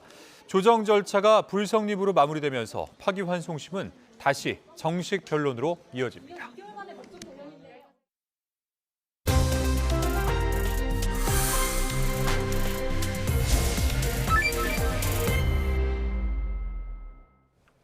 네, 미국과 이란이 전쟁 106일 만에 종전협상 타결을 발표했습니다. 네, 총성이 멈춘 곳의 남은 변수들, 김덕일 고려대 중동이슬람센터 연구위원과 함께 살펴보겠습니다. 안녕하십니까? 어서 오십시오. 네, 미국과 이란의 전쟁 개전 106일 만에 이제 사실상 종료가 됐습니다. 3달 넘게 이어졌었는데 이제 중동에도 좀 평화가 깃들 수 있을까요? 근데 이것이 이제 조약이 아니라요. 본 게임 60일간 이제 본격적인 협상을 하기 전에 양해각서이기 때문에 네. 우선 뭐 전 지역에서 어떤 종전, 즉각적인 종전 같은 것을 얘기하긴 했습니다만 아직까지 좀 갈 길이 멀어 보이긴 합니다. 우선 19일 날 또 서명을 하기로 했고요. 어떻게 또 서명이 되는지도 지켜봐야 될 것 같고, 또 60일 동안에 이제 본격적인 협상, 본 게임이 들어갈 텐데 그 사이에서 엄청나게 많은 저는 이견이 발생할 거고요. 거기서 또 많은 또 기싸움과 어떤 또 논란이 벌어질 것 같습니다. 그래서 우선 뭐 MOU라도 체결된 것은 환영할 만하지만 아직까지 본격적인 평화가 정착될 때까지는 갈 길이 멀어 보입니다. 네, 뭐 말씀하신 대로 아직 뭐 끝난 것도 아니고 끝날 때까지 끝난 건 아닌데 네. 지금 벌써 양국에서는 뭐랄까요, 이제 자신들의 승리다, 이제 이런 주장을 하고 있습니다. 미국에서는 위대한 합의다, 뭐 이란에서는 위대한 승리다, 뭐 이러면서 이제 이야기를 하고 있는데 사실 이제 누가 이긴 전쟁이라고 볼 수 있을까요? 여기까지 봤을 때. 우선 이제 MOU 내용의 전체 문안을 좀 공개를 봐야 될 것 같은데 아직 서로 간에 다른 내용을 좀 얘기하고 있기 때문에 예. 서로가 이겼다고 얘기를 하고 있습니다. 그래서 우선 이제 이란 쪽에서 나오는 것들이 지금 보도되고 있는데 그 내용대로라면은 마치 미국이 이란에 엄청 매달렸던 것 같고요. 또 엄청나게 많이 양보를 한 것처럼 나오고 있죠. 그래서 그것만 보면은 이란이 뭐 체제를 지키는 데 성공했다. 그렇다면 우리가 또 미국으로부터 많은 또 배상금까지 얻어냈다. 이런 식으로 해서 아마 이란 매체는 이제 국민들을 설득시키기 위해서 그런 내용을 보도한 것 같고요. 트럼프 대통령은 특히나 이제 뭐 호르무즈 해협이 개방됐다. 근데 이 부분 보게 되면은 호르무즈 해협은 원래가 개방돼 있던 곳인데 호르무즈 개방된 것을 자신의 업적처럼 얘기를 한다는 점. 예. 그래서 MOU 이제 아직 제대로 드러나지 않았습니다만 이란 네. 측 내용만 보면은 뭐 이란이 이긴 것처럼 보이지만 그렇지만도 않죠. 이란이 지금처럼 약해진 적이 없었고요. 경제 같은 경우에는 뭐 산업 규모 같은 것도 이스라엘보다 훨씬 더 작아졌고 그리고 복구하는데 뭐 12년에서 20년이 걸린다고 하니까요. 뭐 양쪽 간에 저는 뭐 지금 승리라고 보기 힘들고 끝까지 봐야 되겠습니다만 지금까지 내용만 봐도 전 양쪽 다 패자라고 생각합니다. 네, 뭐 앞서 위원님께서 이제 많은 이견과 기싸움이 앞으로도 있을 것이다라고 얘기해 주셨는데 사실 막판까지도 양측의 입장이 잘 좁혀지진 않았습니다. 그래도 뭐 중재국인 뭐 파키스탄이나 카타르의 조율이 좀 빛을 발했기 때문에 이런 결실이 나왔던 걸까요? 예, 그렇습니다. 이제 파키스탄 같은 경우가 이제 공식적인 중재국이었죠. 지난번에 1차 이슬라마바드 회담도 이제 파키스탄이 열심히 예. 했었고 이번에 또 샤리프 총리가 엄청나게 노력을 많이 했습니다. 그리고 이제 공식적으로는 그렇지만 이제 마쿠에서 가장 많은 노력을 기울인 나라가 이제 카타르라고 볼 수 있겠습니다. 네. 카타르는 뭐 중동의 대표적인 중재국 중에 하나고요. 미국의 미군 기지도 있으면서 이란과 가스전을 공유하기 때문에 대표적인 걸프에서 친이란 국가이기도 합니다. 카타르 같은 경우에는 이란의 동결 자산 같은 것들을 가장 먼저 풀어줄 수 있는 그런 국가이기도 하기 때문에 뭐 이란 쪽에서 당시 갈리바프 국회의장이라든가 이란 중앙은행 총재까지 방문해서 이제 알아볼 정도였으니까 그런 부분에 대해서 아마 카타르가 또 많은 또 조언 같은 것도 해줬을 것 같고 또 이번에 이런 종전 MOU가 발표되기 전까지 또 카타르가 테헤란에 가서 직접 얘기하는 모습도 보여줬습니다. 그래서 두 국가가 상당히 많이 당사국들보다도 훨씬 더 초조하게 이번에 어떤 MOU 체결 과정에 대해서 상당히 많은 노력을 기울였다고 볼 수 있겠습니다. 그런데 이 미국 이란이 이제 종전 합의에 도달한 날이 굉장히 공교롭게도 트럼프 대통령의 생일이라서 이 종전 선언을 좀 이벤트로 기획했다 이런 주장도 나오더라고요. 이건 어떻게 보십니까? 그렇게 볼 수도 있고요. 좀 여러 가지 요인을 좀 봐야 될 것 같습니다. 우연의 일치일 수도 있겠습니다만 14일이 트럼프 대통령 생일이었고요. 뭐 백악관에서 정말 전대미문의 UFC 경기도 벌어지고 했고 어떤 일종의 어떤 축제 분위기로 이끌려는 것 같았고요. 아마 거기에 대한 어떤 선물 형식으로 해서 이란이 어떤 뭐 서명이라든가 이런 것들을 좀 받기를 기대했을 수도 있습니다. 이제 그게 많이 이제 우연의 일치라고 볼 수 있겠고 또 네. 다른 한편에서는 아마도 마지막 순간까지 어떤 문구를 조절하기 위해서 아마 시간을 좀 더 14일을 하지 못하고 좀 연기된 것이 아닌가. 그런 부분이 있는데 아마도 정말 트럼프 대통령은 14일 날 자신이 어떤 그런 선물을 받고 싶지 않았을까 뭐 충분히 그렇게 추측해 볼 수 있을 것 같습니다. 네, 일단은 스위스에서 오는 19일에 공식 서명식이 진행될 것으로 전해지고 있고 벤스 부통령이 이제 트럼프 대통령이 직접 서명식에 참석하는 것도 가능하다 이렇게 밝혔거든요. 이란은 어떨까요? 최고 지도자가 뭐 나올 확률은 좀 적다고 봐야 될까요? 최고 지도자가 나올 확률은 상당히 적다고 볼 수 있겠습니다. 왜냐하면 지금 국내에서도 장례식을 이제 7월 4일 날 한다고 했는데 그때도 과연 등장할 것인가에 대해서는 등장할 가능성이 매우 낮다는 의견이 많은데요. 이란에서 최고 지도자의 특징 중에 하나가 외국에 자주 나가지 않습니다. 이를테면 알리 하메네이죠. 이 지금 현재 모스타바의 아버지 같은 경우에도 최고 지도자가 되기 전에 대통령일 때 외국에 나간 것이 마지막이었는데 그 나라가 이제 중국과 북한이었었거든요. 네. 이 때문에 최고 지도자는 밖으로 잘 나가지 않고 지금 모스타바도 지금 뭐 건강 상태라든가 이런 것에 대해서 많은 의혹이 있는 만큼 직접 아마 뭐 모스타바가 해외로 올 가능성 상당히 낮아 보이긴 합니다. 근데 이제 트럼프 대통령이 15일에서 17일, 오는 15일, 17일에 G7 정상회담, 프랑스 에비앙에서 하니까 공교롭게도 바로 옆에 있는 이제 제네바, 스위스 국경 넘어가서 본인이 뭐 참석하고 싶어 하는 것 같기도 하고요. 그래서 아마 JD 벤스가 이런 언급을 한 것 같습니다. 그래서 트럼프 대통령은 참석할 가능성이 있겠습니다만 모스타바가 참석할 가능성은 저는 뭐 매우 낮다고 보고 있습니다. 예, 그러니까 뭐 아직 뭐 완전한 종전은 아닙니다만은 일단은 앞으로 60일간 적대 행위가 중단된다는 거. 예. 그리고 종전을 위한 이 뭐랄까요, 나머지 협상, MOU 체결을 위한 나머지 협상에 돌입을 할 거라는 거. 뭐 이 자체는 굉장히 고무적이다 이렇게 말씀하셨는데, 그럼 이제 남은 과제들에 대한 이야기를 좀 한번 해보면 좋을 것 같습니다. 어떤 과제들이 남아 있을까요? 이제부터가 이제 본격적인 첩첩산중의 시작이라고 볼 수 있을 것 같은데요. 가장 중요한 것은 일단 이제 핵 문제가 되겠죠. 이 문제를 이제 트럼프 대통령이 어떻게 풀어 나가겠는가 또 문제일 것 같고요. 우선 처음에 제가 지켜봐야 될 것이 서명을 만약에 하게 된다면 직후에 어떤 일이 벌어질까를 봐야 될 필요가 있을 것 같습니다. 이란 측에서는 $120 동결 자금 먼저 줘야지 된다고 얘기를 했는데 과연 그것이 전달될지도 봐야 될 것 같고, 뭐 트럼프 대통령은 서명 직후에 뭐 호르무즈 해협이 완전히 자유화 될 거라고 했는데 과연 그렇게 될지, 아니면 이란이 말한 대로 우리들이 어떤 관리하에서 뭐 개방이 될 것인지 그런 부분을 볼 필요가 있을 것 같습니다. 그래서 크게 보자면 하여튼 가장 중요한 것은 일단 핵 문제. 첫날에 볼 것은 아까 말한 동결 자금과 호르무즈 문제고, 핵 문제가 가장 중요하겠고요. 이란에 대한 경제 제재가 어떤 식으로 이제 풀려 나갈지.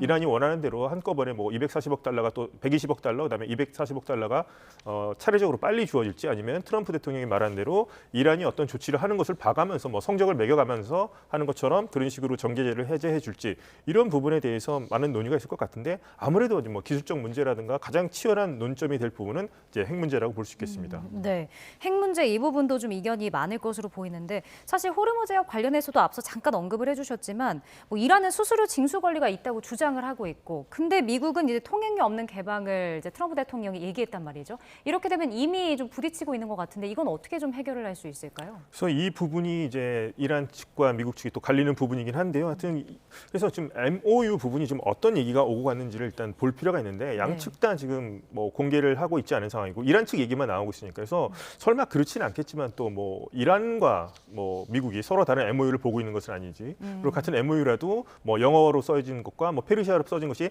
다른 것은 뭐 아닌지, 뭐 그런 의심이 드는 것도 사실입니다만 분명히 어느 한쪽이 지금 이것은 말을 지금 다른 식으로 하는 것은 분명히 보이긴 합니다. 그래서 하여튼 첫날 아마도 이것이 미국의 트럼프 대통령이 원하는 대로 정말 이전처럼 자유 개방이 될 것인지, 아니면 이란이 계속해서 뭐 관리하면서 우리가 하는 대로 통제하에 따라서 개방이 될 것인지, 여기서 누구 말이 맞는지, 어떤 MOU가 정말 유리하게 이렇게 책정이 된 것인지, 그런 부분이 아마도 첫날 호르무즈를 통해서 드러날 가능성이 높아 보입니다. 그러니까 뭐 일단은 호르무즈 해협에 대해서 통행료 없는 전면 개방을 트럼프 대통령이 주장을 한 건데, 호르무즈 해협은 원래 말씀하신 대로 이제 통행료 없이 다닐 수 있었던 곳이라는 건 그 점을 좀 유념해 둔다면 이 결과가 어떻게 나올지에 대한 것도 뭐 예상을 한번 했을 때 재미있는 부분이 있을 것 같다는 생각이 좀 들고, 그다음에 이제 핵과 관련한 부분도 생각을 했을 때 사실 말씀하신 대로 고농축 우라늄 관련된 쟁점이 가장 크지 않겠습니까?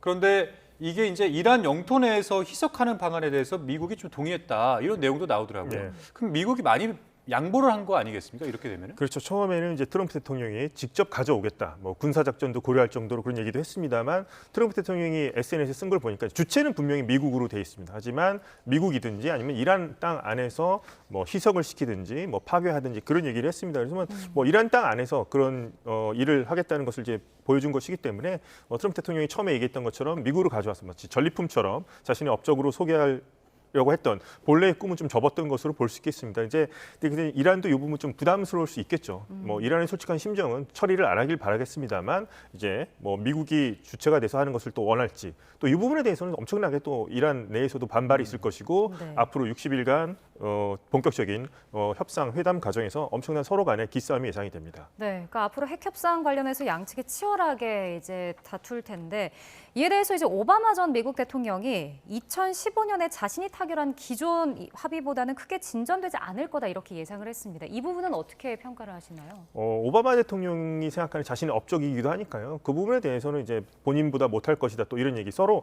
뭐 트럼프 대통령과 오바마 대통령 서로 간에 약간 견원지간처럼 서로를 의식해서 그런 자극적인 발언을 많이 하니까요.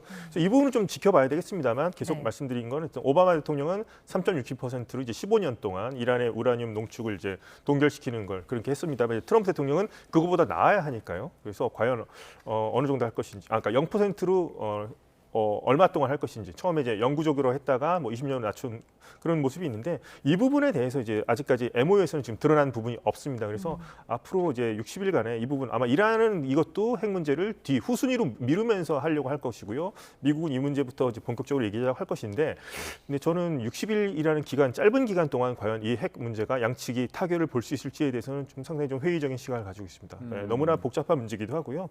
JCPOA 같은 경우도 이거보다 훨씬 더 오랜 시간이 걸렸음을 감안한다면 60일이라는 시간도 짧을 뿐더러 양측의 입장이 너무나 평행선을 달리기 때문에 저는 그것에 대한 합의 가능성은 좀 회의적으로 보고 있습니다. 그러니까 애초에 이제 미국이 이란보다 더 급할 것이다 이렇게 전망을 했던 이유 중에 하나는 미국의 11월 중간 선거를 두고 트럼프가 좀 급해질 것이다 이제 이런 취지였던 것인데 지금 어떻습니까? 지금 이 정도의 60일간의 뭐 기간이 물론 이제 짧다고는 하셨지만 이 정도의 성과를 거둔다면은 11월 중간 선거에서 영향이 없겠습니까?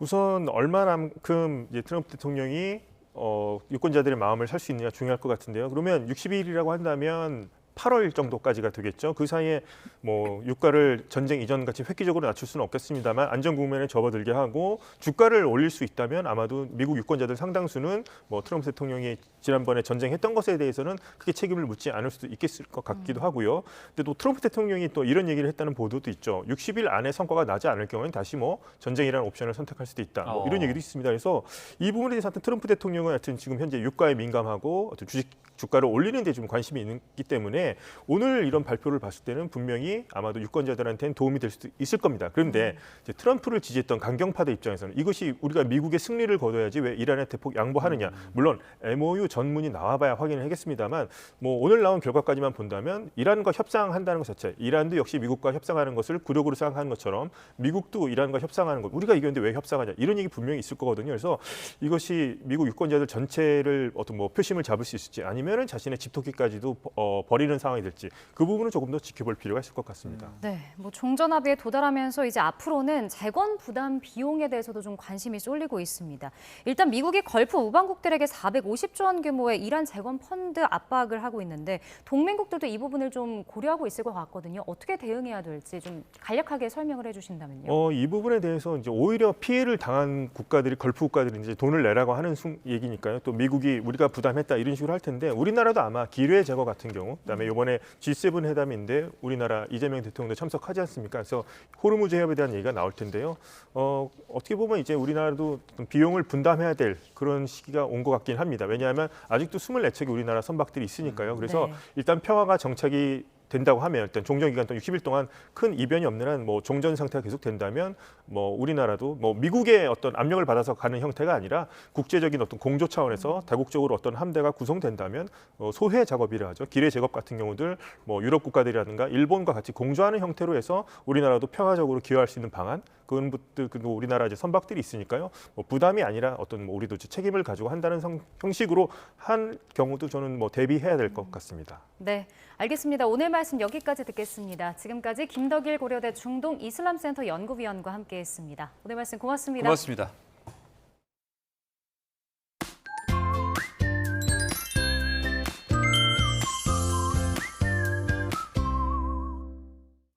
오늘 낮 동안에는 덥다는 말이 절로 나올 정도로 더위가 강했습니다. 네, 맞습니다. 특히 서울 낮 기온이 32.6도까지 오르는 등 서쪽 곳곳에서는 올해 들어 가장 더웠는데요. 내일도 한여름 같은 날씨가 계속되겠습니다. 네, 우선 아침에도 서울 기온이 21도, 부산 20도로 오늘보다 1, 2도가량 높겠고요. 낮 기온은 서울이 34도, 대전 32도, 광주는 31도까지 오르는 등 특히 서울은 하루 만에 또다시 올해 최고 기온을 경신하겠습니다. 내일도 대체로 맑은 하늘이 드러나겠습니다. 이에 따라 자외선이 무척 강해지겠고 중서부와 호남, 경북 곳곳으로는 오존 농도도 짙게 나타나겠습니다. 또 강원 북부와 산간, 호남에는 대기 불안정으로 한때 소나기가 내리겠고요. 늦은 오후부터 제주도에는 5mm 안팎의 비가 내리겠습니다. 당분간 33도 안팎의 한여름 더위가 기승을 부리는 가운데 모레도 내륙 곳곳에 소나기가 지나겠습니다. 뜨거운 날씨에 에어컨을 사용하시는 분들도 많을 텐데요. 에어컨 없이 빠르게 더위를 식히려면 냉찜질을 해주는 것이 좋습니다. 맞습니다. 특히 목덜미와 손목, 겨드랑이와 이마 등 맥박이 강하게 느껴지고 혈관이 피부 가까이에 있는 부위를 찜질해주면 더 큰 효과를 볼 수 있는데요. 다만 얼음물을 사용할 경우 혈관이 좁아지면서 열이 충분히 빠져나가지 못해서 더 덥게 느껴질 수 있으니까요. 자제해 주시기 바랍니다. 날씨 캔버스의 정수연, 김수현이었습니다. 이상으로 YTN 뉴스 플러스 마칩니다. 잠시 후에는 뉴스케어 오후 8시 뉴스가 방송됩니다. 함께해 주신 여러분 고맙습니다.